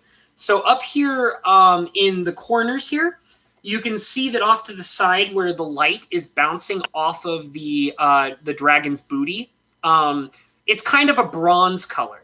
So the way to get that bronze color is I'm going to have to mix my my cadmium yellow with the brown that I've created to get more of a bronze sort of color to, you know, reflect that idea. And then I'm probably going to have to overlay it with a little bit of black just to get the darker shade. So that's what I'm going to work on real quick. I'm going to mix this color and see where it takes me. So let me go ahead and grab my mixing brush here. And yeah, I'm just going to start mixing some colors. So yeah, I feel like I've kind of talked about, Chippy quite a lot. And, I'll wrap it up. But I would say that he is probably in my top 5 favorite, artists of all time, because he has this perspective on art that I don't think I've ever seen anybody else do, ever. And it's just, like I said, he's very good at taking, I don't know how quite to describe it.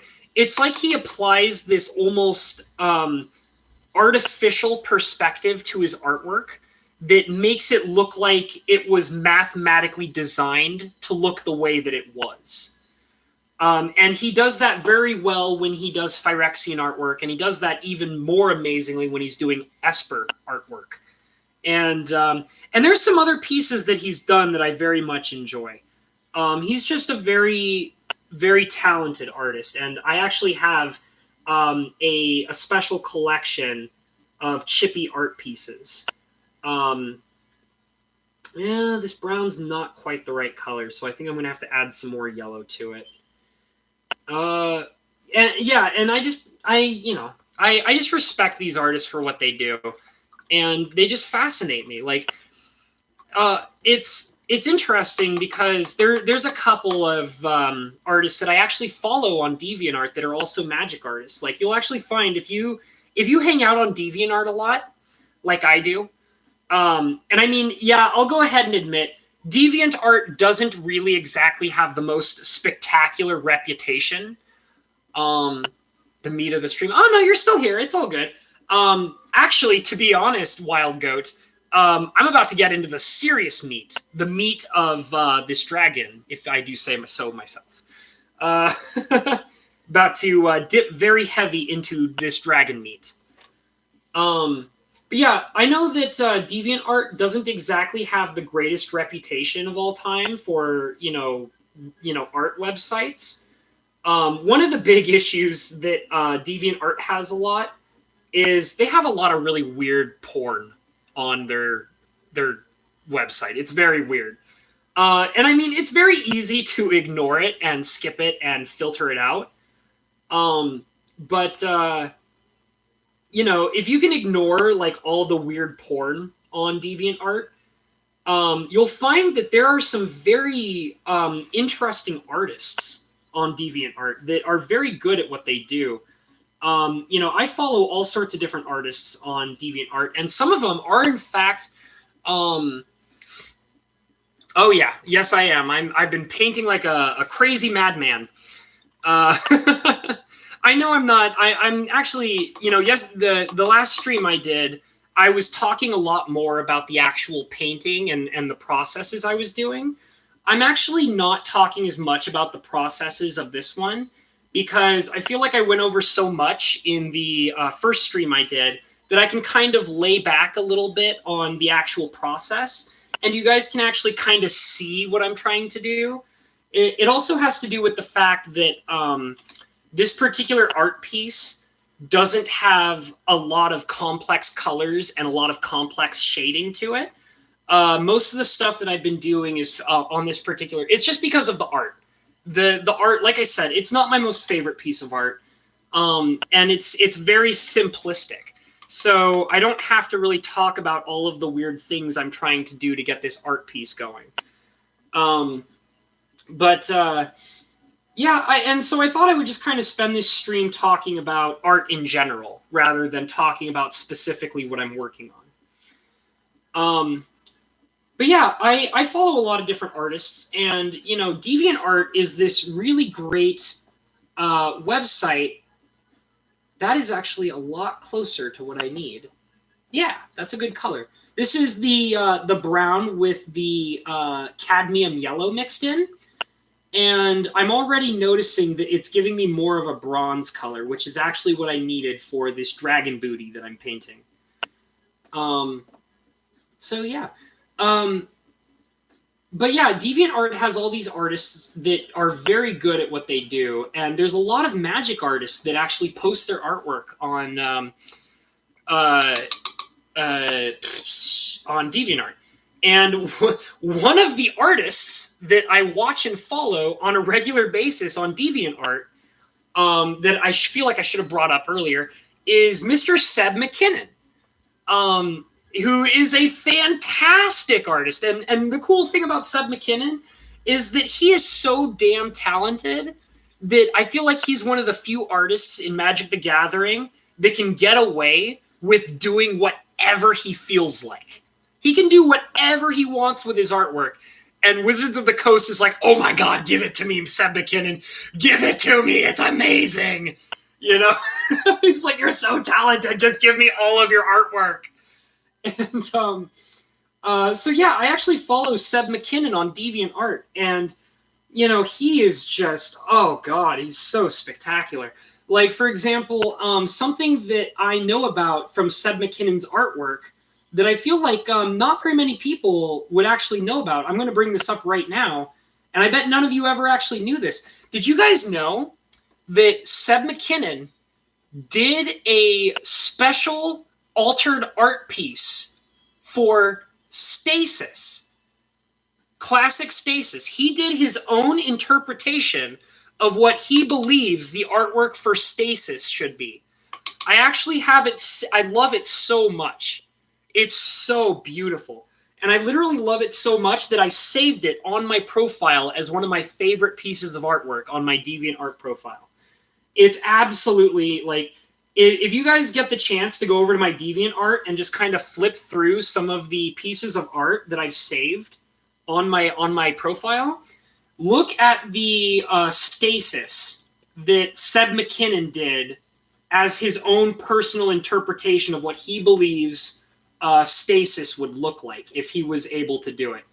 It is absolutely spectacular. And when you look at it, it feels like a stasis.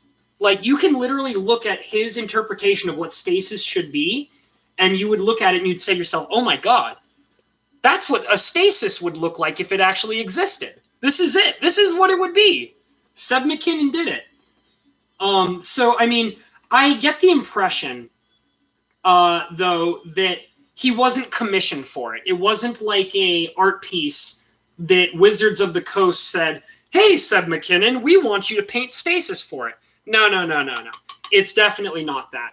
The thing is that if you go through the artwork of Seb McKinnon, you'll realize that he himself, like, you know, he doesn't really talk about very much what he's doing in his DeviantArt page.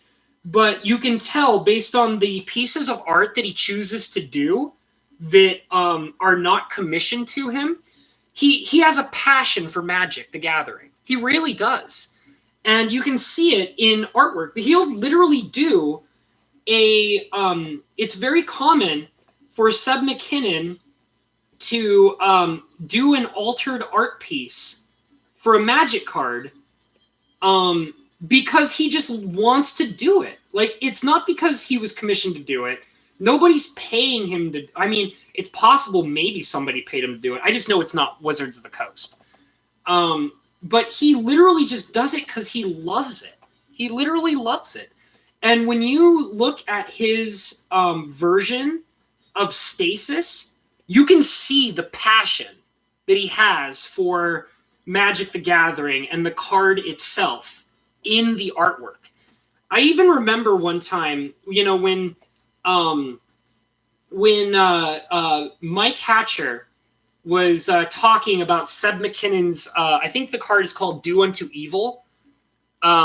It's the super tutor in War of the Spark that Seb McKinnon did. And, you know, I remember Mike Hatcher saying, I mean, this is probably not exactly what he said, but he said something relative to the idea of, I have no idea why Seb McKinnon is still making artwork for Wizards of the Coast, basically. I'm not going to say that that's what, you know, he definitely said, but he basically alluded to that idea. And I get the impression when I look at the pieces of artwork that Seb McKinnon does that are directly Magic related, but they're not, you know, paid for by WotC, you can tell he does it just because he's passionate about it.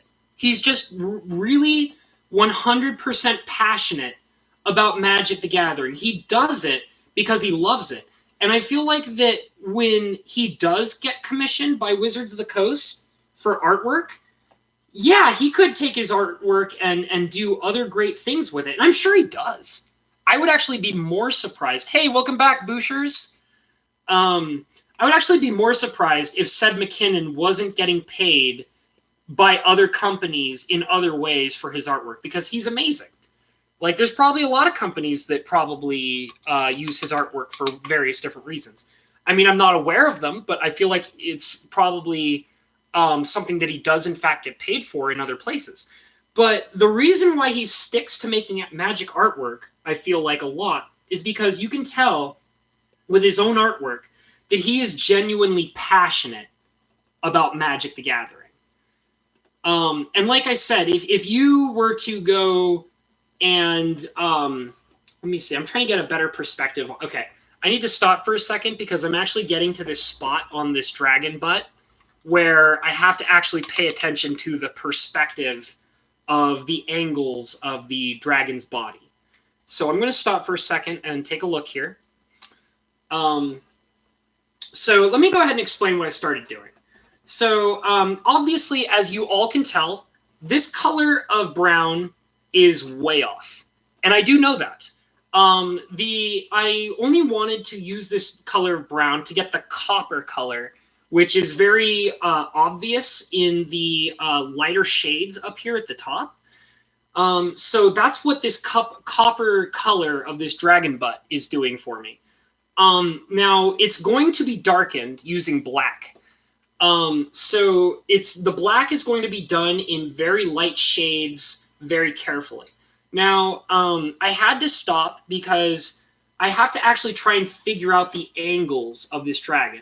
So what I mean by that is I'm trying to figure out how his body is positioned, and if I can understand how his body is positioned, I can do the rest of the artwork to apply to that perspective. So what I can clearly see is that there's his head, right? This is his first leg, his front leg right over here. And this is his other front leg right over here. So that means that this right here is a hind leg, and there's a hind leg over here, which means I'm going to have to extend this hind leg down towards this direction at an angle that I have not already created. The other weird thing is I'm noticing that there's like a heel. Let me see if I can kind of point it out a little better, because it is kind of weird to see it. So I'll use my handy dandy toothpick. So we see that this is his leg, but his leg isn't coming straight down into the water. So what we have here is a leg that is slightly uplifted, and then we have this weird ball shape going on here. And you can tell that it's a different perspective of the leg because of the shading. It's got this reflection of the light going on that's bouncing off from the water, and it's hitting the leg up at this weird angle. So, here, let me kind of move it a little bit. So, what I think is going on here is we are seeing, this is like the kneecap down here of the leg, and we're seeing it uplifted, and I feel like this is probably the angle, This is the ankle with a K, of the foot. So I think what it's going to be is that this leg is further extended out this way as like a ball shape down into the leg, which will probably hit the water down on this side probably. So that means that I'm going to have to first extend the leg over here down on this side to splash into the water over here. And then I'm going to have to continue out the leg on this side to also properly angle this shading whatever going on over here. And I can very much tell that, see, this right here, this blue area, is part of the natural artwork, and then I extended it with the blue coloring over here.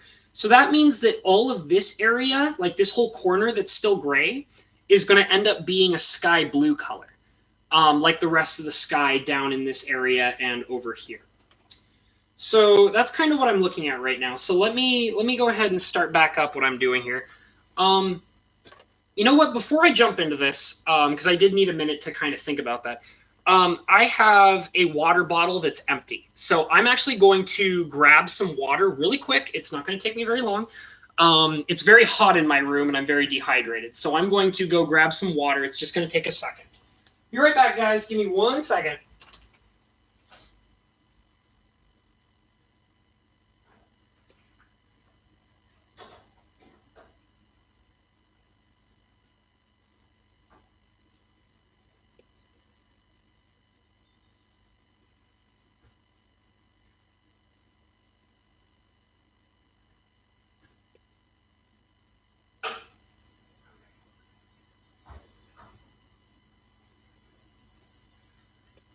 All right, I'm back. Okay, so now I have a full water bottle. I'm very sad. Oop, didn't mean to knock the table. I have a full water bottle. I'm now hydrated.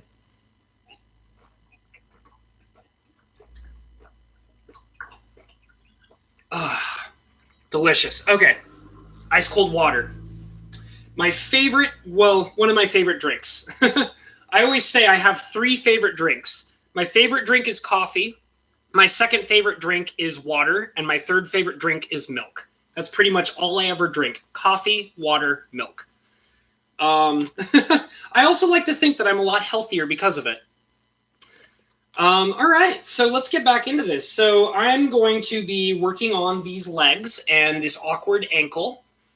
So I'm going to dip my brush back into my bronze color that I've made. And just to kind of finish off what I started with the leg, because I kind of stopped mid-paint because I needed to figure out what the perspective was, because it was kind of weirding me out for a second.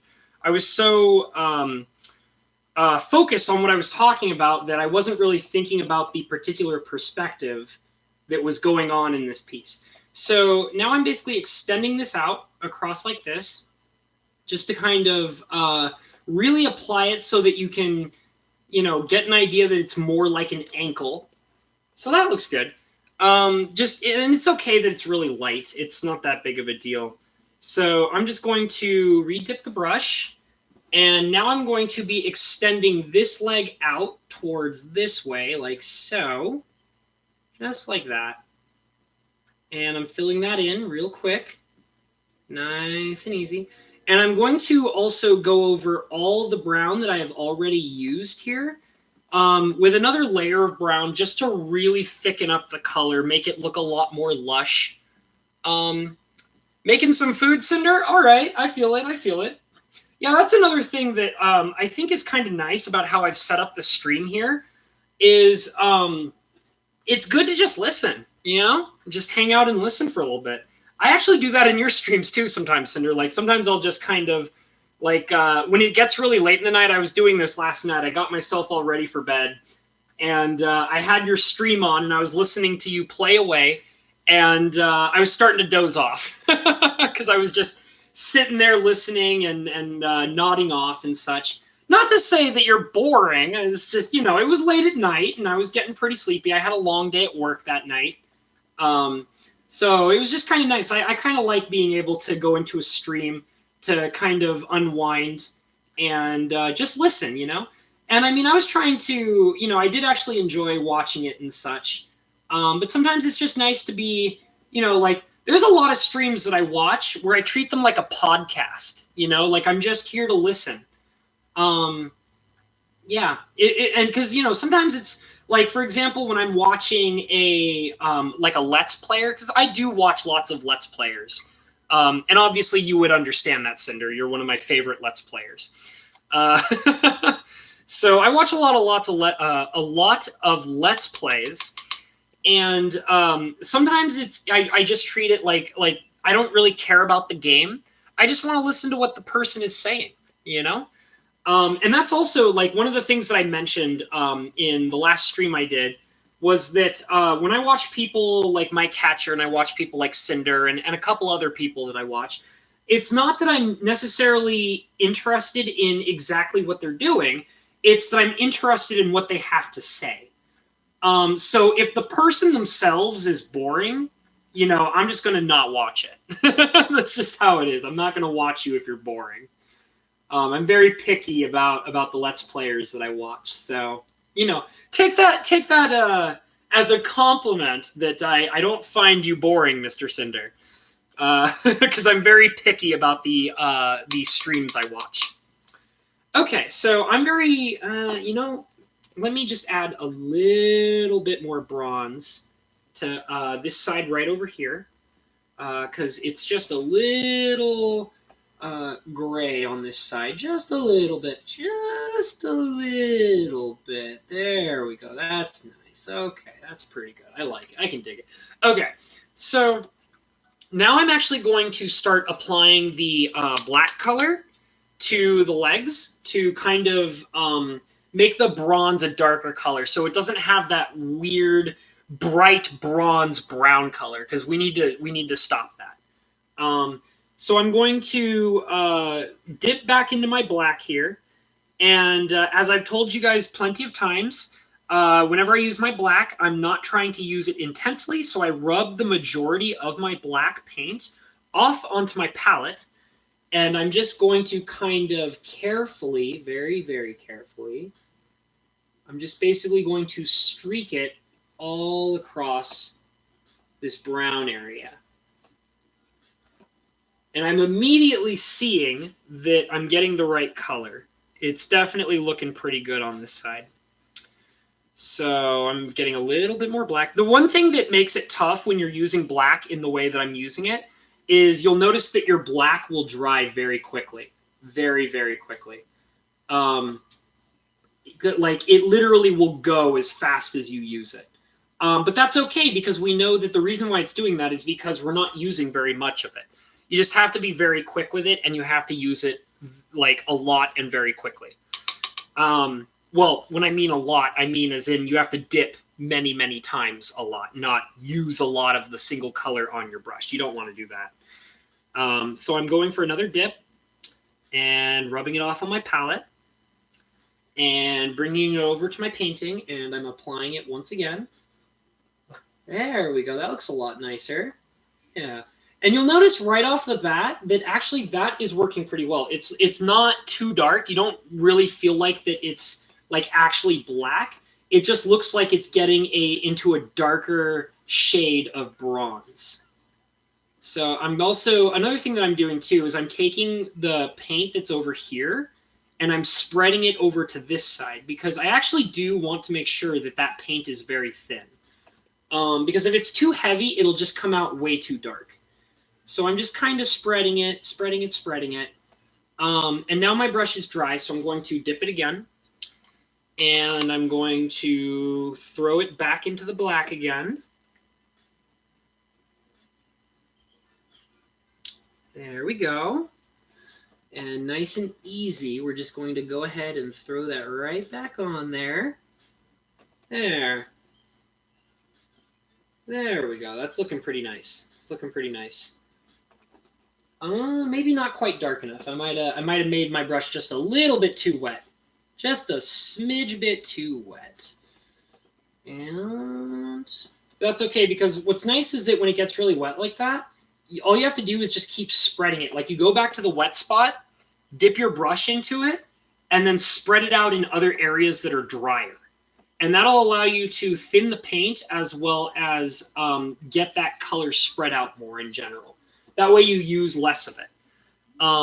So I am getting that nice bronze color. But one of the things that I'm noticing too is that now that I've actually got the right dark bronze color going on with the mixture of the black, the shading up here is getting a little brighter in the sense that I'm starting to notice that there's almost like a reflective gold tinge.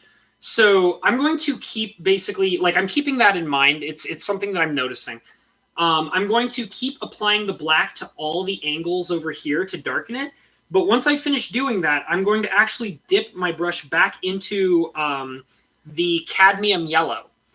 And I'm going to very thinly apply it to those areas where it looks like that there's kind of like a more golden color to the legs.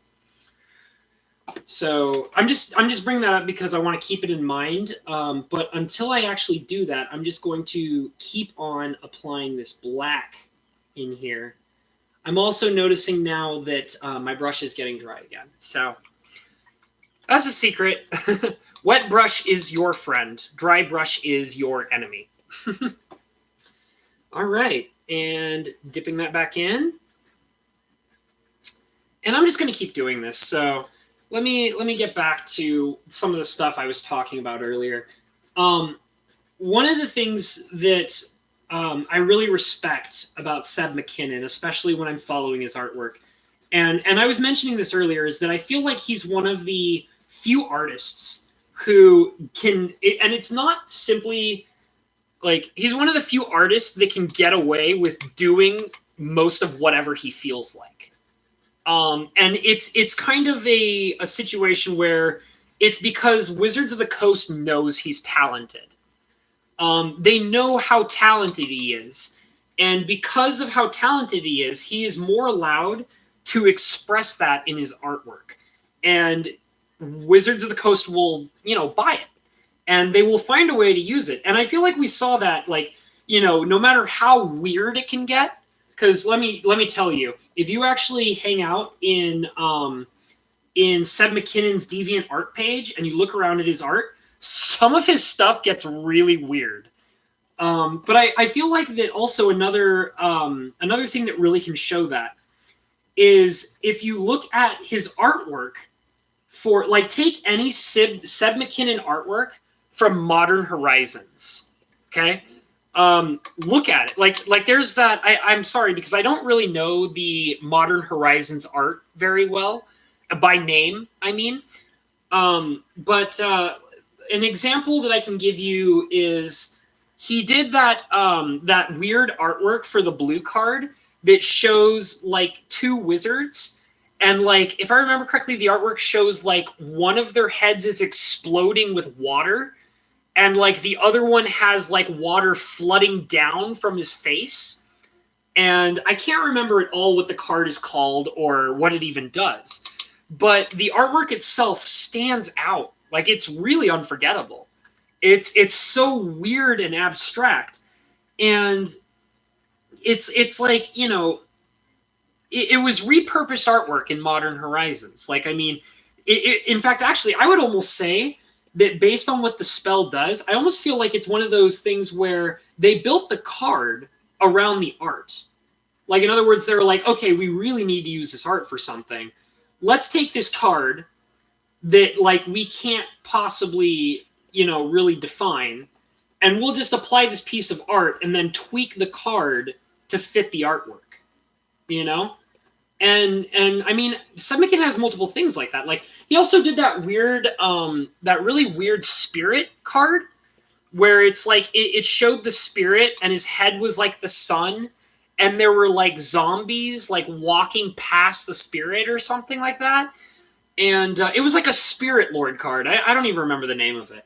But it was very, very strange and abstract. And, you know, that's exactly what I'm talking about, is that how many artists do you really see that do stuff like that? And they can get away with it because they're so talented, and Wizards will still buy it, you know? You know, there's not very many artists like that. And I mean, the reason why I bring this up is because I would say that Seb McKinnon is like one of the last ones left. He's one of the very last artists that we have that can confidently work on a piece of art in that way and still be accepted by WotC simply because he's just talented. He's just absolutely talented. And I mean, I feel like that I'm not trying to say either that the other artists are not talented, but I feel like that what happens is that because of how strict Wizards of the Coast has become with their art styles, some of the artists are afraid to express their talent because they want to follow the guidelines so strictly so that they can make sure that they get paid that large amount of money by Wizards of the Coast. And, you know, and I feel like that Seb McKinnon, I wouldn't be surprised if he's just being brave. Like, you know, like, I wouldn't be surprised if what happens is he gets sent, like, a piece of information from Wizards of the Coast that'll be like, oh, we want you to do this. And, you know, Wizards of the Coast thinks that he's going to toe the line. And then he sends them, you know, like a piece of artwork, and Wizards of the Coast is just like, oh, this is not at all what we wanted, but we're going to use it because it's Seb McKinnon. Because it's amazing. Even though it's not what we wanted, there's no getting around the fact that this is an amazing piece of art, you know? So I think that it's just that, like, he just kind of really, he's one of the few artists that really puts his toes past the line. And Wizards of the Coast is like, well, we're okay with it because we know you're really good, you know? I just think it's really funny. But I mean, I also feel that, I don't know, because I mean, you can only do so far with that, because, like, you know, we have all these artists who are being forced to do, you know, art that you would almost describe as being, like, I don't know, politically correct. And, you know, like, that's fine here and there, but, like, it's so prevalent, and I just get worried that sometimes it's literally that the artists are, like, scared to, like, try and do anything past that. And because of that, they're not really expressing the real talent that they have. You know what I'm saying? Like, they're just, I don't know. I just kind of would prefer if we had more art that could grab your attention more. Things that, like sometimes the ugly art is really memorable because it's really hard to forget a piece of art that stands out because it's ugly. And if you have all this art that's all politically correct, like a lot of it can in fact be beautiful. Some of the politically correct art, and the formulaic art style that they have going, it can be very beautiful. Like you're not going to get an argument out of me about that. Like there is a lot of art that is still very beautiful that follows the formula that Wizards of the Coast wants their artists to follow. But the thing that I feel like they forget is that when you have this formula that you keep doing and replicating over and over again, if you don't have something that is abstract or unattractive or weird to compare that art style to, you sort of get lost in it. It becomes this, repeated formula that just feels like a mush, like you're looking at like gray gruel, and it is colorful and beautiful and interesting, but if it's all following that same colorful, beautiful, interesting formula over and over and over and over again, you get so used to it that you can't stand it. Like it's kind of like an example is one of my coworkers, who is a cook, she hates everything that's pasta, spaghetti, just any kind of like noodle dish. Like she doesn't like lasagna. She doesn't like macaroni and cheese. She doesn't like anything that involves noodles. And when she explained to me why, I was like, well, like, have you ever tried making macaroni like this? Or have you ever tried doing spaghetti like this? And this and this and this. And she's like, the thing you got to understand is that when I was a kid, my family was poor and we were forced to eat spaghetti and various other noodle dishes every single night. And my family would always try to do different things with their noodles all the time. But the thing is that it's always noodles. Always noodles, always noodles, always noodles. And because it didn't matter. It got to a point of where it didn't matter if it was macaroni. It didn't matter if it was fettuccine. It didn't matter if it was spaghetti. It didn't matter if it was lasagna. The only thing that mattered was the fact that it was noodles over and over and over again. And it got to a point of where she can't enjoy noodles anymore. She can't do it. It makes her gag. It's disgusting to her.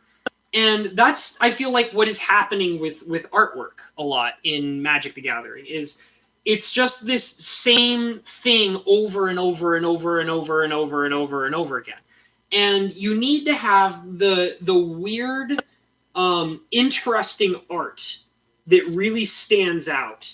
And even if it's not that great looking, like you need it for perspective. You need something to remind you that there's more than just one or two ways of doing art all the time.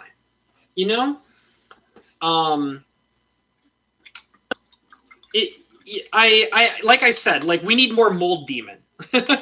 We need more mold demon in our lives. Hey Cinder, that sounds pretty tasty. Sometimes breakfast for dinner is the way to go, dude. Sometimes, man. I could feel that. Okay, so I've kind of added a little bit of Patholo Green up here at the top to kind of fill in. It's not quite the right hue that I want. I actually want it to be just a little more faded out. So in order to do that, I'm going to do a couple of things. The first thing I'm going to do is I'm going to add a little bit of my ultramarine blue. And the ultramarine blue is going to be super light. I actually have a lot of water on this brush right now. So that way the ultramarine is very, very light in coloration. That way it's not going to take all this area and just make it blue. It's going to just kind of add a light coating of blue that gives it more comparison to the actual blue colored style going on in the actual art. So I'm just kind of adding that in a little bit, just a little bit. Just like that. I wanted to put it in that corner too because that looked a little weird as well. And it's still not quite right. I'm going to go ahead and admit that. But I also do know that I can first of all brush this away a little bit with a little bit of water on my brush, just to kind of lighten it in general, to give it that more darker, stormy sky kind of appearance to it. Because a lot of the colors in this piece of art, like the sky and the water, they're very muted. It's kind of this almost grayish blue going on down here. So I added a little bit of blue, just a small amount, and very much agreed, Cinder. I very much agree with that. They're very spectacular, and they know how to experiment, and they know how to throw you through a loop. They let their artwork fascinate you and intrigue you and make you think a little harder, which I really like. I really like that. So now what I'm also doing is I'm going to add a very, very, very light coating of black. Just a very light coating. You'll see. It's going to look very not black. So yeah, just kind of graying it out is what I'm kind of trying to do. Just a little bit. That looks a little bit better. That looks really good actually. I like that. Cool. I like that a lot. Okay, and then I'm going to do the same thing in this little corner down here.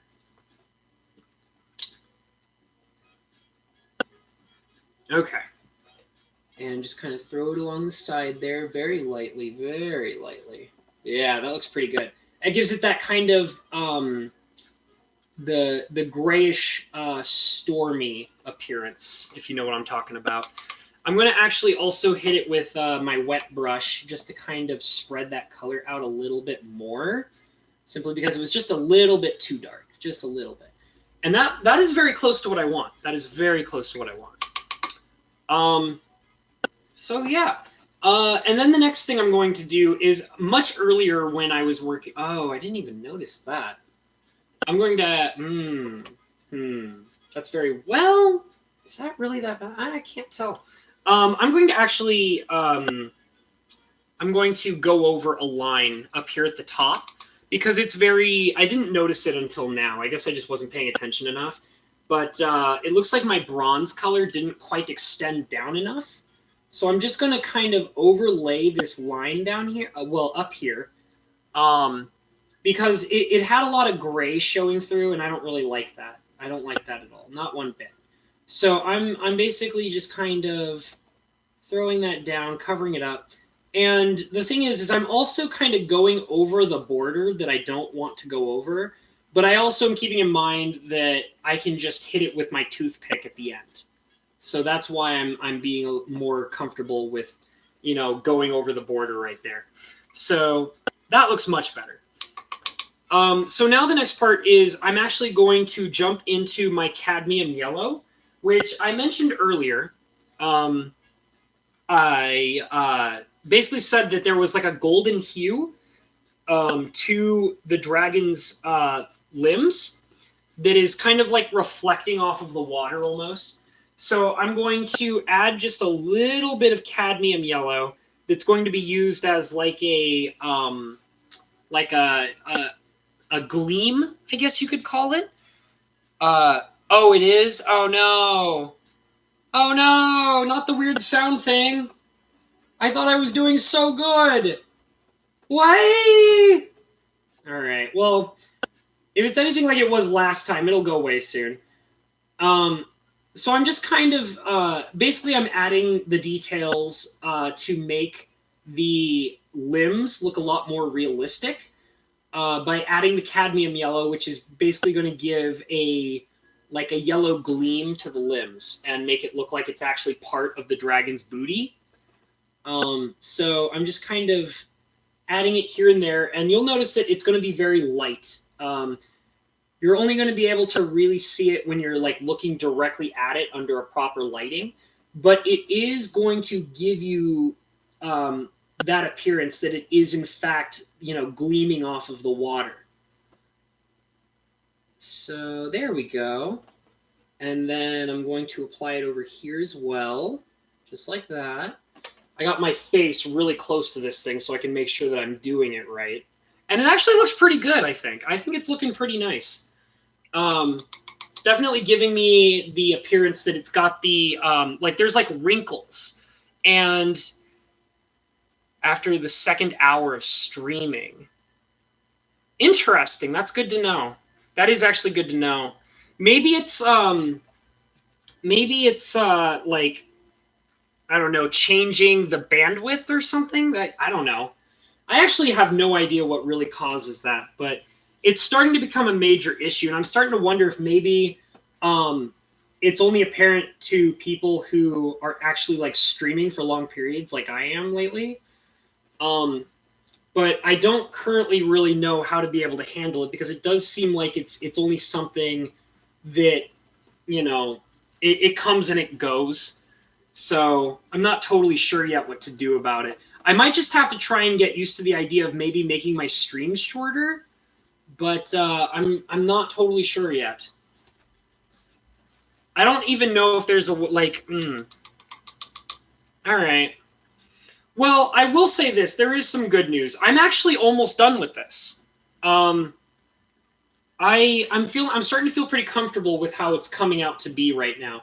So I'm going to say that I'm probably going to be wrapping this up pretty soon. I've gotten a lot of work done here, and I don't know if there's much else I can add to it, other than what I'm adding at the moment with the yellow and all that.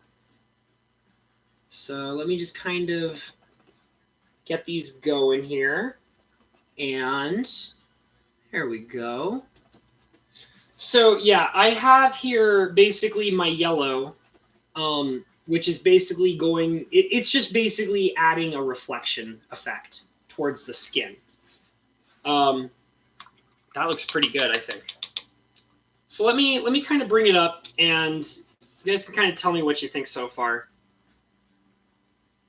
Let's see. I'm trying to get a good angle on it.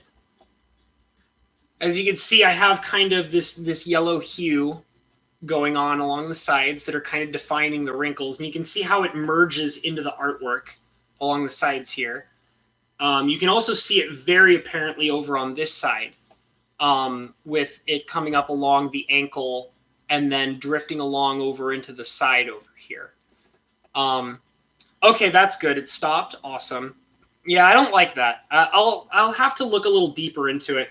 What I'll probably do is after this stream, I will actually go onto Google and I will basically type in if anybody else has ever noticed it and see if anybody has any answers to it. And I'll see if I can get a proper answer to what is causing that or what somebody is doing to deal with that problem. Then I will just replicate what they're doing, and I will address it in the future. And it seems like it's just periodic. So if it ever becomes an issue again, if I find an answer for it, I will just put that action into motion and we'll get it taken care of. I am realizing, Surfer, sorry, my dog is all of a sudden deciding he wants to cuddle. He's trying to climb into my lap. The last thing I really want to do here is I actually just realized that I want to kind of add some white paint, a very light layer up at the top area up here, because I kind of think that what this area is missing is like a misty cloud formation, kind of like to make it look more sky-like. Yeah, just kind of like that.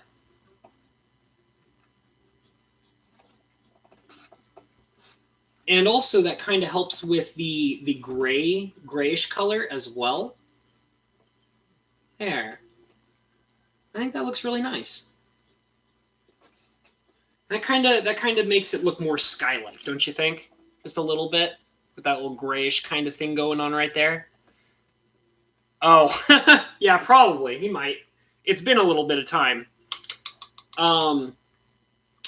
And the last thing I think I'm going to do, and this is probably, I want to say this is probably going to be the last thing I'm going to do before I sign off here, is I'm actually going to start using my wet toothpick to clean up all the edges. It's like I've mentioned multiple times before, it's basically my paintbrush eraser. So I'm just kind of wetting my toothpick, getting it all nice and soaked. And I am drying it off just a little bit. And I'm going to basically just kind of rub it along all the edges here, just to kind of smooth it out. Just like that. Just like that. Very nice, very nice. And it's also going to help me fix this border because I actually made a real serious mess of this border. But now it's going to be much less messy. It's going to look really nice now because I got this paint eraser, basically. Yeah. It's once again, like, you know, I always try to stay within the lines, but at the same time, it's like I don't pull my hair out about it because it's easy to fix, you know? And that's what's really nice, like, why I love, I mean, I've talked about it before. What I love about doing card art like this is that whenever you make a mistake, you can fix it. You have all the tools you need, like, to fix everything you do. And, you know, it's very easy to make everything look a lot more professional and a lot nicer. And, you know, with very simple tools, you can just make something look like as if, like, you know, a professional, you know, I'm saying a professional artist. I mean, I mean, you know, it just looks nicer. And, you know, even if you feel like that, you know, you're not very good at what you're doing, you can always know and feel comfort in the fact that even if you don't know what you're doing, you have all the tools you need to just fix whatever mistakes may occur and make everything look amazing. And all it does is just take practice. Like, you know, like one of the things I'm not going to do it in this stream, but probably next stream or something like that, what I'll do is I'm going to share with you guys next time the very first card art I ever did. The very first one. And the thing is that the very first card art I ever did has actually, like, I used to hate it. When I was first starting my card art, I hated the very first card art I did. I thought it was the absolute worst card art I ever did. And the thing is that there's a reason that I felt that way. It was the worst card art that I ever did. But now, after, you know, because I started back in 2017, October 2017. And it was, in fact, the worst card art I ever did. But now that I'm this far into doing card art, and, like, I know all the tricks that I know, and I've had all the experience, and I've made so many other card arts that look so amazing, I actually love the very first card art I did. I used to hate it, and now I love it. And the reason why I love it is because it gives me perspective on all the other card arts that I do now. It basically gave me a comparison to every single other piece that I do, and it makes me realize how far I've come since I first started. So it's actually very special to me. It's ugly as hell. It is so ugly. But I love it because now my cards don't look ugly. And it's just nice to say, wow, like, you know, a year and a half ago, this is the level that I used to be at. And now look at where I am. I have this whole different level and quality of artwork that is just so nice. And I didn't used to always be that way. It was just a constant process of changing and learning and practicing. And that's what that card does for me. I always keep it with, well, not with me, but I always keep it in my collection. I'm never going to get rid of it because it's so important to me to know where I started and where I've gone since then. I need to wet the toothpick again. It's starting to get a little dry. Ross always said that there were happy accidents. Very true. He's an inspiration to us all. It's very true. Because, you know, if you didn't make accidents, you would never learn and you would never improve, right? So, you know, you got to be able to make accidents, but the only thing is that, you know, the only accidents that are bad are the ones you don't learn from, you know? So it's important to make mistakes and make accidents because you need to be able to have that opportunity to learn, you know? And that's what that's all about. And I like that. I like having accidents in my artwork and then learning from them. And I mean, and you can apply that to anything. You know, you can apply that to any kind of hobby you have or any kind of, task that you need to get good at or practice or whatever. You gotta mess up a few times. You know. All right, there it is. All done. I'm happy with it. I spent a lot of time, worked really hard on those details. Oop, let's see if I can kind of get it in the frame a little bit better. There it is, the elusive Spellfist with the giant dragon butt right in your face. Yeah, get you some dragon booty. Yeah, dragon booty. All right. All right, guys. Well, I think I'm going to call it here. And, yep, the Pepper Bob Ross. Thank you. Well, I think I'm going to call it here. I'm really glad that you guys all came in, all 6 of you. Very awesome. Oh, thank you, A. Resnick. I really appreciate your opinion on it. I'm glad you were able to come and hang out with me. I'm glad you were able to be in here. I'm glad all of you were able to be in here. I had a great time. I'm glad to have you all in here. So I'm not 100% sure yet, but I'm going to see if maybe I can have another. I might try. Now, this is not a promise, but I'm going to see if I can have another altar stream tomorrow. So if any of you are interested in trying to join me, oh yeah, I'm sorry, Bo. I'm wrapping up the stream. It's been like 3 hours, so I gotta call it here. I'm gonna show it to the camera one more time so Bo can get a proper see of what's going on. It's an elusive Spellfist, all painted up with a nice big dragon booty right in your face. So yeah, I'm going to call it here, and I'm going to try to have another painting stream tomorrow. It'll be around the same time. I believe that I started this painting stream between 1 and 2 p.m. Just, if you guys are interested, feel free to subscribe. Feel free to hit that notification bell to let you guys know when it's going to happen, because I think I am going to try and do another one tomorrow. I just want to say thank you for coming out and joining me. And you know what I always love to say, which is, follow your dreams. Okay, guys? Follow your dreams, and whatever may happen, you'll get there where you need to be. Okay? So take it easy. I'll see you guys hopefully tomorrow. Okay? Bye.